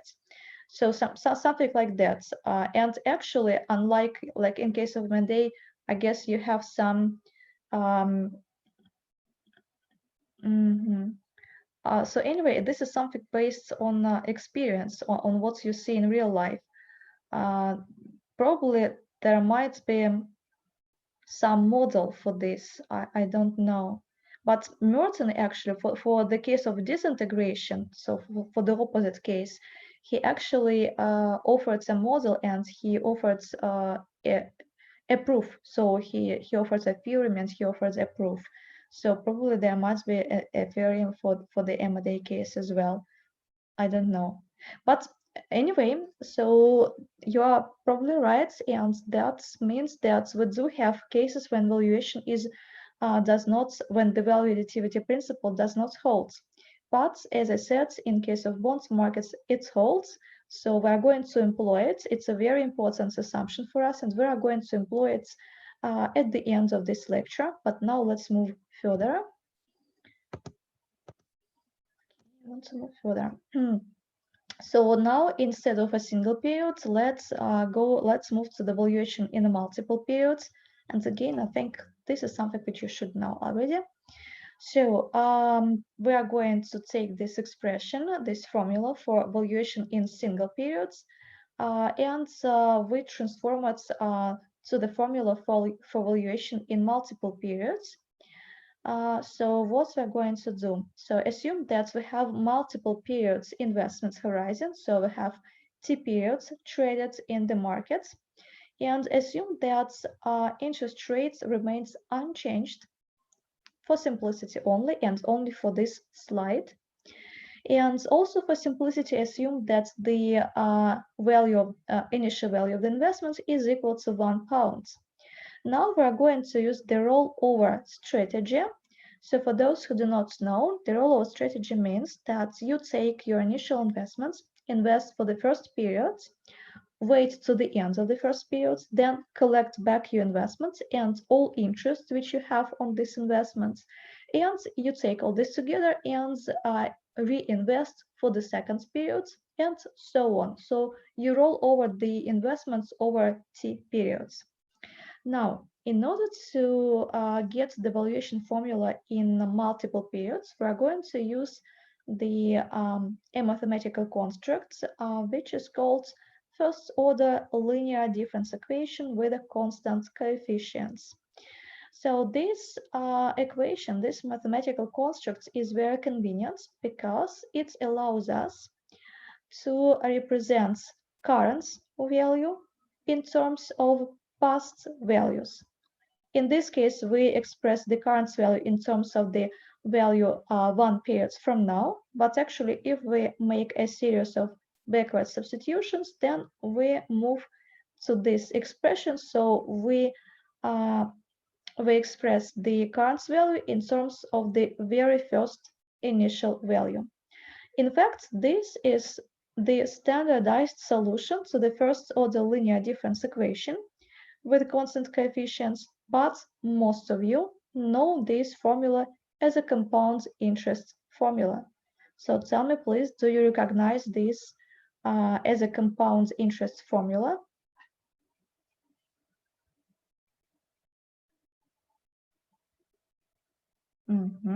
Really good. Okay, good.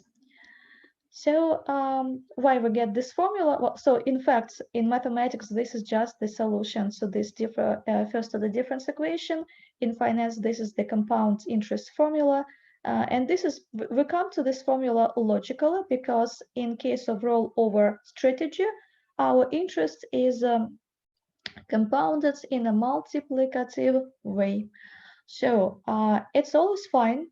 But for our special case, and our special case that we are talking about fixed income security discounts, fixed income security that is which has no intermediate payments. So in case of such a security, like it's so here in this formula we get the current value in terms of the known present value, known past value. So we know the initial investments, it's in our case equal to 1. And then knowing the initial investments, we can calculate the current value. However, in case of a discount bonds, it's just vice versa.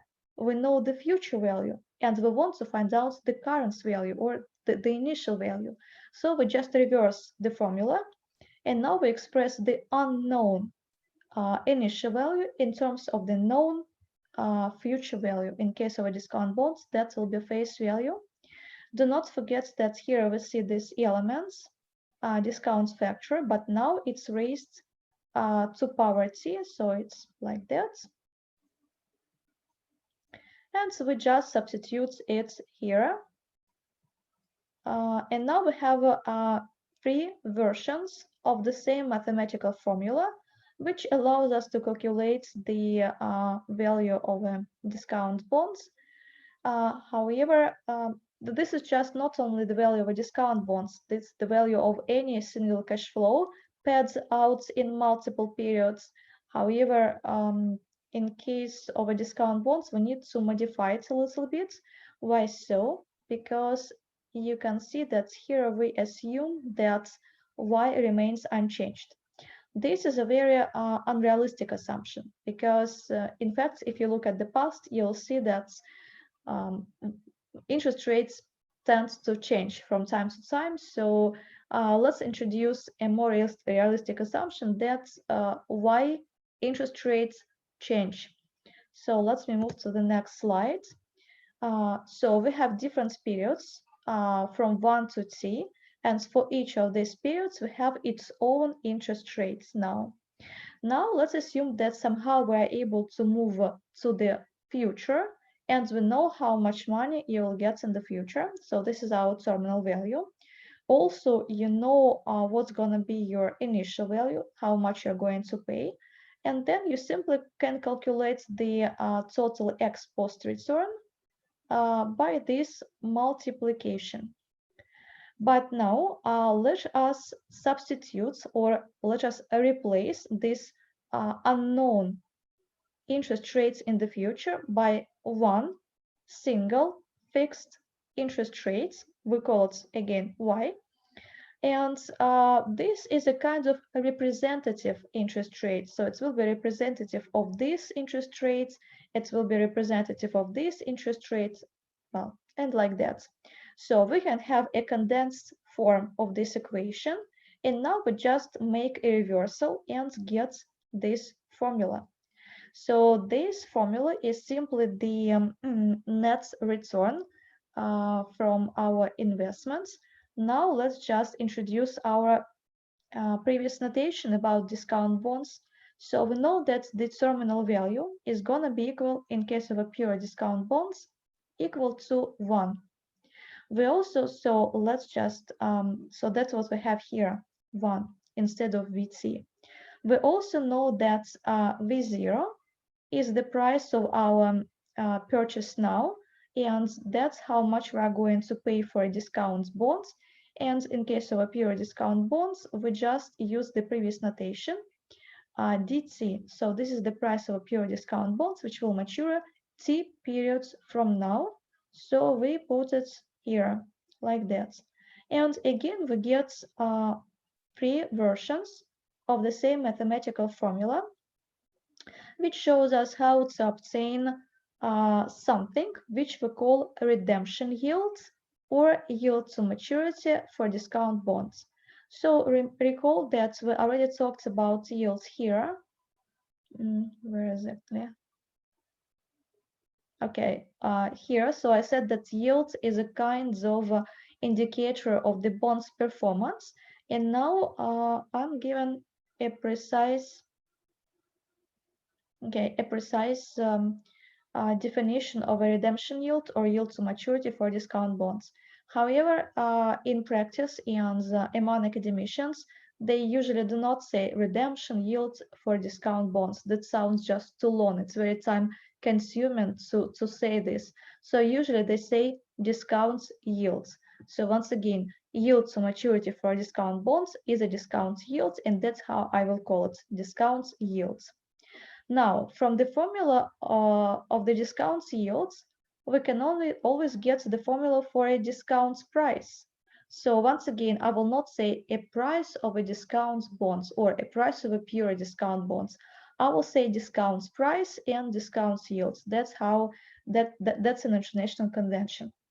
So as you can see, these already from this formula, you can see that interest rates and discount prices are inversely related to each other. Okay, that's it. Now, I think you will look at this table later on because it's home, because it's just the same. It's a continuation of this table. It's about theoretical time reversal, but here we move to the future over 1 period, and we move to the past over 1 period. But in this table, we move to the future in multiple periods, and we move to the past in multiple periods too. And then we obtain this equation. So the difference is that in a single period, we have discount factor, but in multiple periods, we have a discount price. So in a single period, we scale up and scale down using this discount factor. But in case of multiple periods, we also scale up and scale down. So the logic is just the same, but we scale up using discount price, and we scale down also using discount price. So that's the only difference, but the approach is the same. So essentially, it's a matter of scaling. The same £1 is either increasing value or decreasing value, scaled up or scaled down, depending on whether we run time forwards or run time backwards. Okay, that's it about yields to maturity for discount bonds. And that's it about discount bonds generally. Now let's move to coupon bonds. And in case of the coupon bonds, okay, let me start with this. So coupon bonds conventionally pay a coupon on a semi-annual basis. Actually, this is an international convention, semi-annual basis, paying coupons twice a year.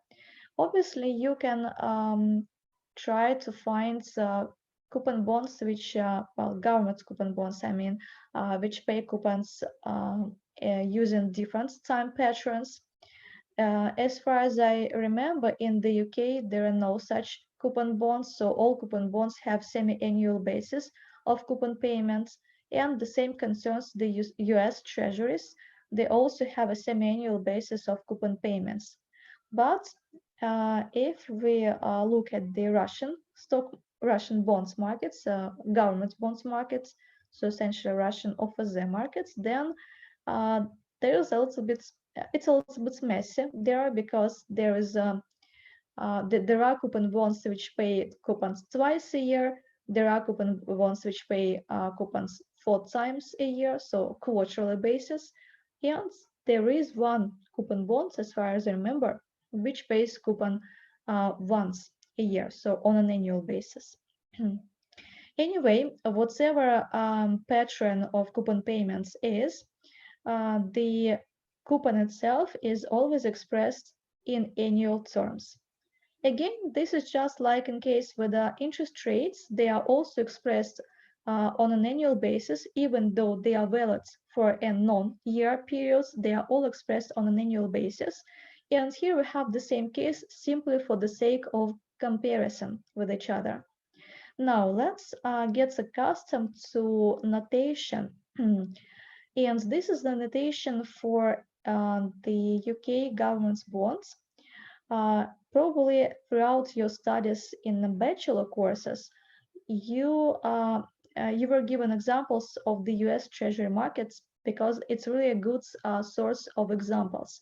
But I prefer to make reference and draw examples from the UK Treasury markets just because I liked it somehow more than the US Treasury markets. So what we have here, and by the way, you need to know this notation because in your home assignments, I will ask you to go to the web page of the Debt Management Office, DMO, Debt Management Office. This is a subsidiary of Her Majesty's Treasury, and this is the Ministry of Finance for the UK. And this Debt Management Office is responsible for debt issuance on behalf of Her Majesty. So I will ask you to go to the Debt Management Office website and download some data from there, where you will find, among other securities, among other names, you will find such notations. So let's look at it in more detail. So 2020 means the time to maturity, the year to maturity. Now, gilts. Actually, they don't say treasury bonds, unlike in many other countries, they don't say treasury bonds, they say treasury gilts. As I said earlier, sometimes they can say treasury stock, and they actually mean treasury bonds when they say treasury stock, but even more frequently, they say treasury gilt. So be mindful of this. Treasury gilt is the same as treasury bonds. Now, this is the amount of coupon, 3.75%, which is going to be paid twice a year. Therefore, we divide this amount by 2 and we get 1.875 each half year, each 6 months. Now, the question is on what dates will investors get this amount of money? So in the UK, there are two coupon payment cycles, either the 7th of March and the 7th of September, or the 7th of December, and 6 months from this, that's gonna be the 7th of June. So that's gonna be June. So you just may be sure that you will get coupons either each 7th of March and 7th of September, or each 7th of December and 7th of June. Such pattern of coupon payments is also adopted in the USA, but just they have different dates, but they also have a certain pattern. And as for the OFZ, of the Russian OFZ markets, then it's a complete mess there. So you never know for sure what dates will you get payments unless you are provided with special schedule of coupon payments. So you always need to consult the schedule.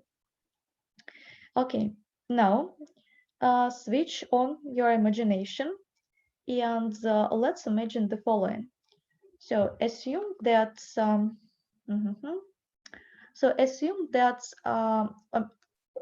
let's consider a coupon bond as a kind of complex security that is it's complex because it does not give a single payment in the future. It will give you multiple payments in the future. That's why let's assume that it's complex security. So we have a payment stream, And this payment stream consists of coupon payments, and then the last part of the stream is the last coupon and the face value payments. Now imagine that I just take this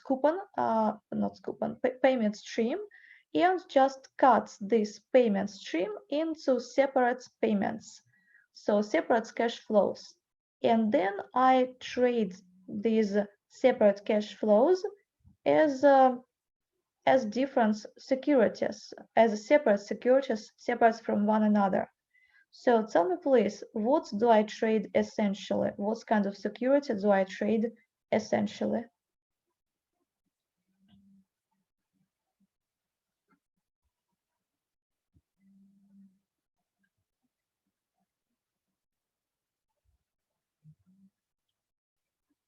So any ideas? So what kind of security is that?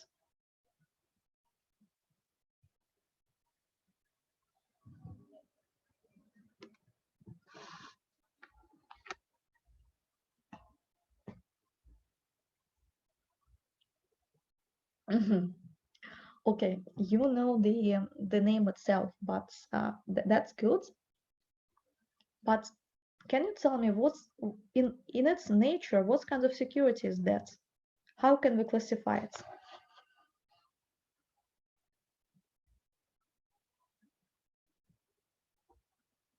Look, coupon is something which is attached to a coupon bonds. But now assume that I just trade this coupon separately. What do I trade? Okay, I offer you this cash flow in the future, and you can buy it. How would you call this security? No, we don't have a securities which are called cash flows.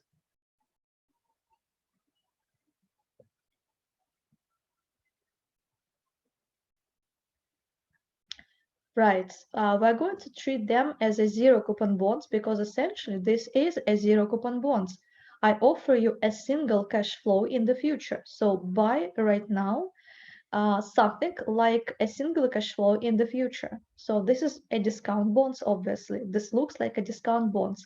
Okay, this is a kind of artificial discount bonds, but still in its nature, it is just a discount bonds. So why I ask you to switch on your imagination and imagine the situation? This is because this is indeed practiced in many countries. So Zhao Zhizan. Okay, tell me please. Okay, I guess you are from China. I think so. So tell me please, do you have strips securities, strips markets in China?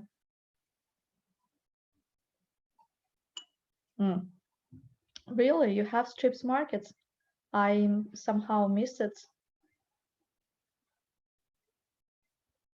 I mean, I know that some developed economies have strip segments, but I somehow missed that China has strips market. This is interesting because I research into the strips market. So if it's possible, could I ask you just to send me some English links where I could find information about Chinese strips markets? Okay. All right. Thank you. Anyway, let's now continue. So this is what I said. Cutting the payment stream into separate cash flows and further trading them separately as individual securities, as discount bonds. This is something which is practiced in real life in some markets. And okay, let me just put the text here. So this is called strips markets. So strips is an acronym, separate trading of registered and interest and principal securities. And this strips markets first appeared obviously in the USA, but now it functions in a number of countries like the UK, the Netherlands, France, South Africa, Japan. Okay, now we know that China also has the strips markets. This is just really nice. I have one more observation in my sample now. Okay. So anyway, this kinds of segments is really important because it offers you discounts bonds in essence, which have maturity much more than 1 year. As you know, governments does not issue bonds, zero coupon bonds with maturity more than 1 year. So all bonds which have maturity more than 1 year are usually issued with coupons because investors just are not ready to invest into something which will give you money long ago from now. But for certain market participants, discount bonds with very long maturities are really important. For example, for insurance companies, because they have long-term contracts, and so they would like to get they would like to match their assets with such their liabilities with such assets, and for pension funds as well. So strips markets is essentially a segment, a quasi-government segment, because these artificial discount bonds are derived from and backed by the government's bonds market. So this is a kind of quasi-government bonds market. Now, when we say, stripping securities, now we use slang. So this is a kind of slang term. To strip a coupon bonds means to cut it into separate securities. In Russian, we say stripованная бумага, but this is just incorrect because we somehow miss this S. Probably a better way would be to say stripsованная бумага in this case, but in Russia we don't have such a segment. Therefore, this Russian term is just is not frequently used because there's just no way, no cases when we could use it. Okay, so if this artificial discount bonds is derived from the coupon payments, then we call it coupon strip. And if it is derived from the principal payments, we call it principal strip. Now let's look at an example of this Treasury Gilts 2020. Assume that we are now as of the 7th of September 2015. So up to 2020, there are 5 years, but this is because coupons are paid twice a year. There are 10 half years, and therefore there are 10 coupon payments. So each coupon payments can be transformed into coupon strips. So we have 10 coupon strips whose face value is like that, 1.875. And also we have one additional strip, and this time it will be principal strip, and this principal strip has face value 1000. Now the question is, so if these are, so how to fairly price coupon strips? Well, the answer is obvious. If this is in nature a discount bonds, then we are going to use the formula for a discount bonds. However, this formula, this formula is not, it's good, it's correct, but it should be adjusted. Why so? Because this formula is has been derived for the case when one period is equal to 1 year. So this is the most standardized way to write this formula. However, as I said previously, in our case, in case of coupon bonds, coupons are paid twice a year. So one period is equal to half year, not to 1 year, but to 6 months. Therefore, this formula should be appropriately adjusted. Let's see how we can adjust this formula. So first of all, we increase number of periods by multiplying by 2. So if t is the number of years, then by multiplying by 2, we get the number of half years. Also, y should be decreased by 2. Why so? Because, as I said earlier, interest rates, yields, and coupon rates are expressed in annual terms, but they might have been they might be valid for a period which is not equal to 1 year. In our particular case, yields is valid for a period which is equal to half year, because essentially we count by half years. So what we have here inside the brackets, this is the yield which is valid for half year. But then we actually need to scale it up by 2 to bring us to the level of annual rates or annual yields. Therefore, here it is given to us in annual terms already, and in order to incorporate it into the formula, we first need to divide it by 2 to express it on a for the period which is for which it is valid, and this is equal to half year. Okay, and this is an example. So again, we'll take this 2020 Treasury Guild, and now I just took price. By the way, okay, let's come back to this formula. So to these two formulas.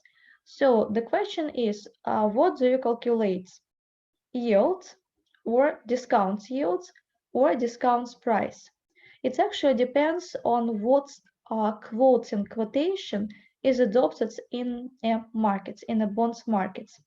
For example, in case of stocks, everything is clear. You always get quotation in terms of prices, and prices are given in money terms. For example, I don't know, the Novatek stock today plunged by 3.5%, and now it's about 103,070 rubles. Used to be at least 1 hour ago, something like that. Okay, so quotation is given in prices and is given in Russian rubles. But in case of bonds markets, it's not always the case. Sometimes the quotation is given in prices and again in money terms. That is, in this case, you will see DT, for example. But sometimes quotation is given in terms of yields. So you will not see something like 99 pounds. You will see something like 0.3%, something like that. So it depends. It might be different in different markets. Even in the UK, it might be different for coupon bonds markets and for the markets of strips. So in one segment, you will get quotation in yields. In other markets, you will get quotation in pounds, in British pounds. So here are the same. In the web page, from the web page of the Debt Management Office, I downloaded price. So the price was like that, and I decided to calculate yield to maturity for the principal strip.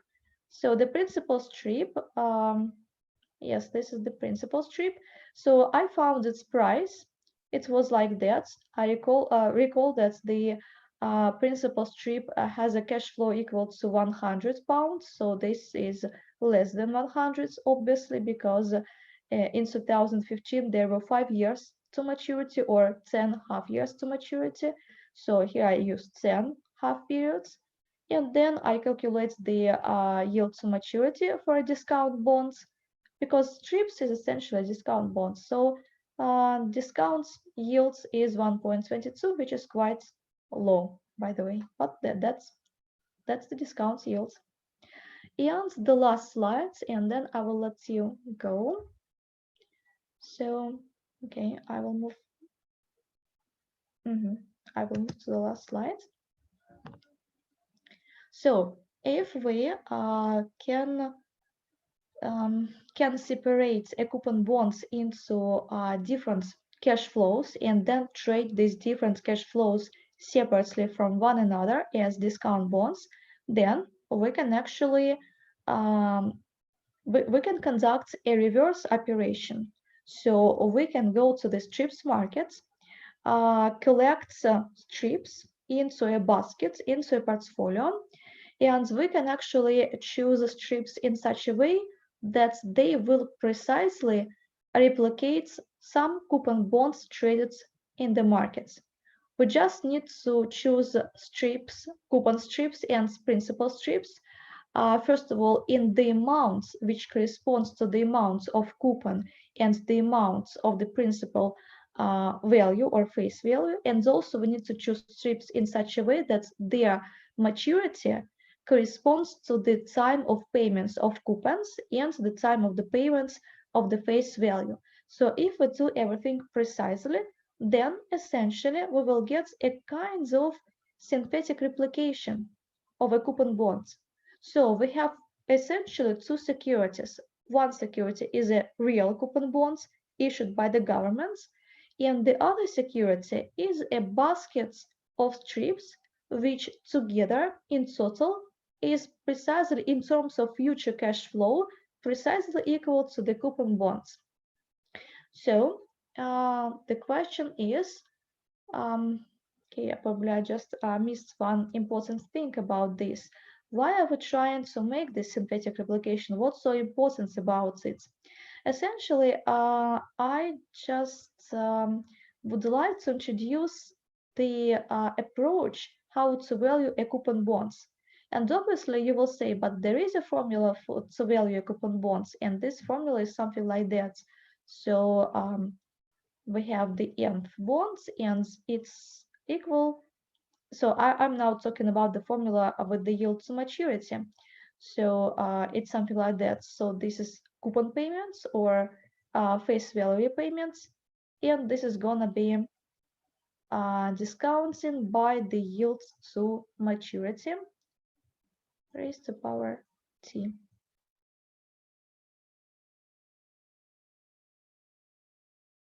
Finance or financial economics or just some introductory course. Probably there will be now a breach in connection. Okay, if not, then I will continue. So those of you who studied an introductory finance course in their bachelor degree, then you know this formula. But surprisingly,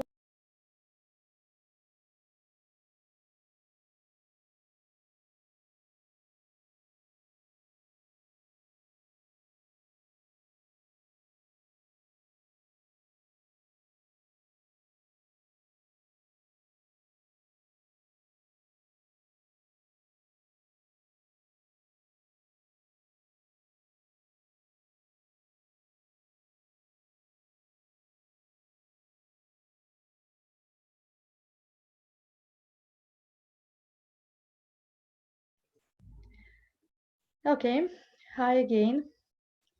So I was saying about the second approach to value coupon bonds. Those of you who studied finance or introductory finance in your bachelor courses, you know this formula, which is called yield-based formula, because the core elements here is the yield to maturity. But I'm going to introduce to you another approach, and this approach is actually considered to be more feasible, and it was discovered only in somewhere in 1980s, as far as I remember. So it's much younger than this formula, this approach, because this approach, I think it was used, it had been used for more decades prior to 1970s. So it's a really old approach. Actually, both these approaches have their deficiencies, but actually it is considered that the second approach, the one which I'm going to introduce to you, is still more feasible because it has less deficiencies. Anyway, so this approach is based on the synthetic replication, and this is quite logical. If we have if we have two financial assets which are identical in their future cash flows, then they are supposed to be valued equally right now, today. So that's why if we manage to show that we have a synthetic replication, a precise synthetic replication, then we should say that the value of the synthetic replication is the value of the coupon bonds. So this question, which I said we're going to frequently refer to the question how to fairly price something. So how to fairly price a coupon bonds? Okay, try to find the value of its precise synthetic replication. And if you manage to find the synthetic replication and calculate its value, then you can say that this is the value, this is the price of a coupon bonds the fair price of a coupon bonds. So let's assume that we have we are now at the inception time, and we have n different bonds, coupon bonds in the coupon bonds markets, government or treasury coupon bonds markets, and therefore we have n prices. So we can arrange these n prices into a row vector. So this is a row vector, and this is a payments. CTN is a payments made in period T, so it can be either a coupon or face value plus coupon. So to differentiate these payments, to show that they are not the same, I put this subscript T here, which says that these payments might be different. And now let's use this value additivity principle. So essentially we say the following. This is our synthetic replication, the value of our synthetic replication. So how to calculate the value of the synthetic replication? Essentially, we have a basket of strips. Now recall value additivity, the sum of the value of the total is equal to the sum of the values of the parts. This is what the formula says. We are going to come back in a minute, but now just this is to justify that we can put the equality sign here. So this is the equality sign, or should I say the equation sign? I think I should say equality sign. So the question is, under what principle can we justify the equality sign here? This is the value additivity principle. We have a basket, and the value of the basket is equal to the sum of the values of individual securities in the basket. Then we know that this is the value of the synthetic replication, and the question is, can we say that the coupon bonds price is the same as the value of the synthetic replication? Yes, when this principle holds, no arbitrage principle. There are no arbitrage opportunities. Obviously, as I said, it's just not possible that we have two assets with identical cash flows in the future, which with identical risk, level of risk, which somehow have two different prices. This is a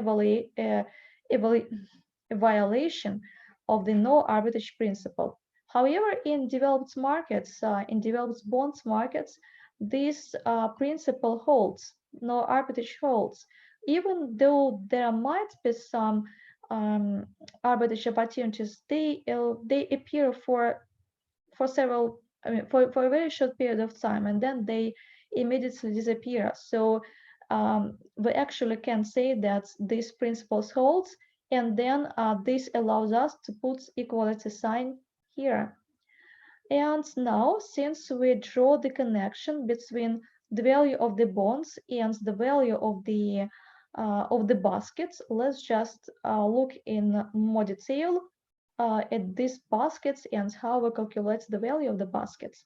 So DT, as I said earlier, DT is a pure discount bonds which matures in period T, and in period T it will give us 1. So at maturity it will give us 1 at T. So this is, let's assume that this is a financial contract, such financial contract that it will give us 1 at maturity. Okay, now the question is that the baskets, in order to calculate the value of the baskets, we take the value of a financial contract, multiply by the number of such financial contracts, and then adds up all financial contracts together. So, for example, let's assume that we're talking now about the first coupon, the very first coupon. And let's just take this example of our bonds. So half coupon is equal to 1.875.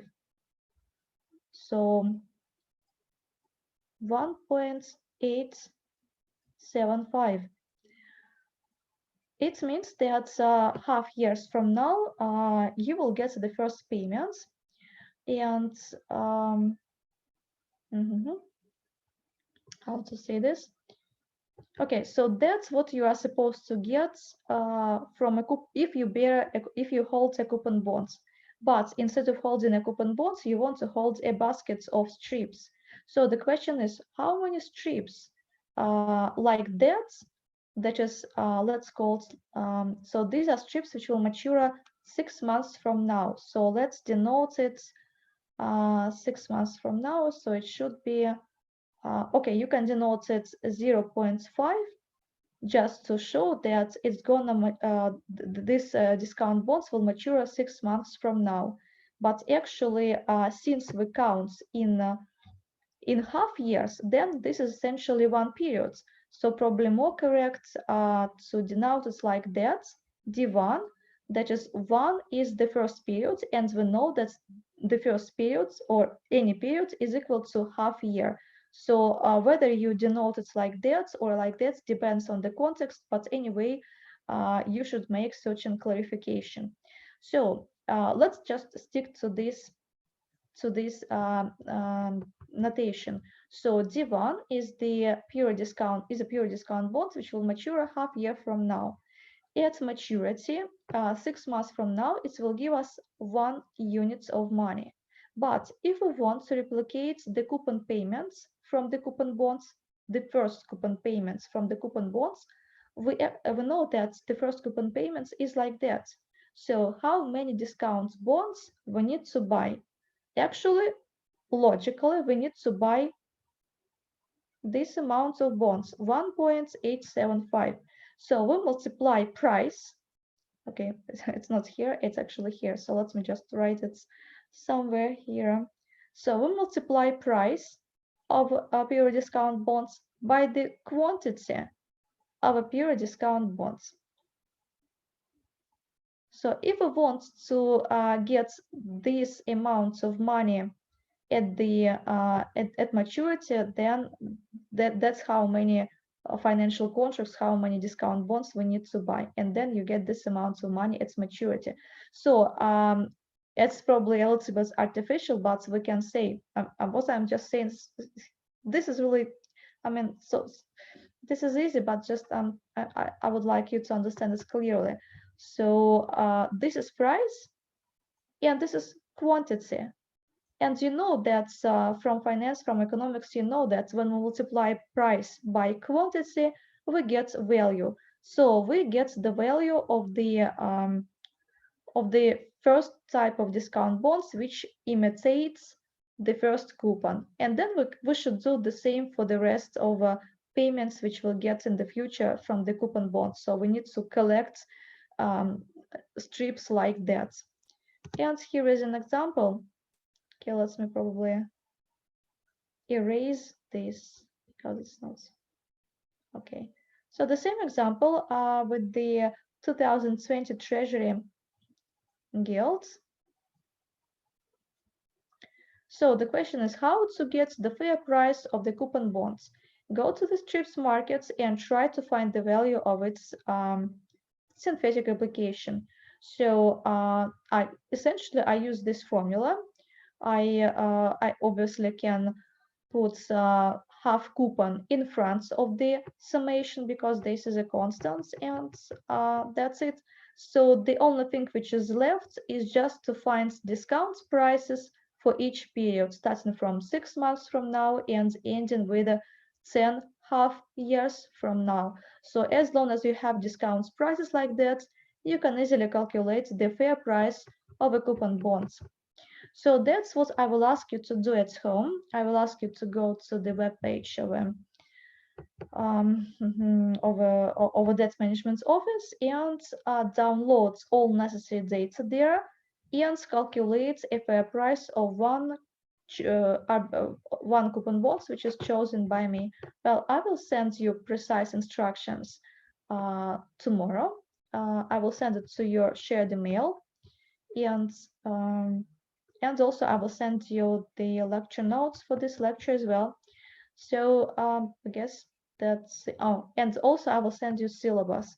And once again, I hope that at least some students will be ready for the next tutorial, because I would like that our tutorial would be conducted in the form of discussion, so that I could listen to you and sometimes corrects you, but not in any other form. So let's me finish now. Anyway, we have nearly run out of time. So may I ask you just to send me once again your shared email, because somehow I have left it somewhere. I don't know. I have not saved it. So can you please send me your shared email to my business email, and that will be enough, and then I will just use it. Okay.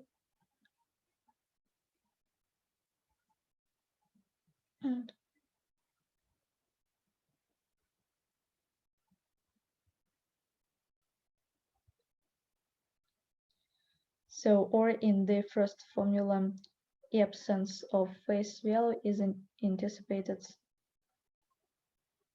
Do you mean this first formula? This one? This? Oh. Okay, no, the face value is here. I just don't want to write it, in this long way. So CTN means actually that C is different. So if I just, for example, if I write CN, it means that this is just a payment from an nth bond, and then I somehow say that this is a constant. But if I put subscript T here, I explicitly say that these payments in different periods of time might be different. So CTN means that somehow it is sometime it is a coupon, and at other time this will be the face value plus last coupon. So and now you ask about what's the difference between this formula and this formula, right?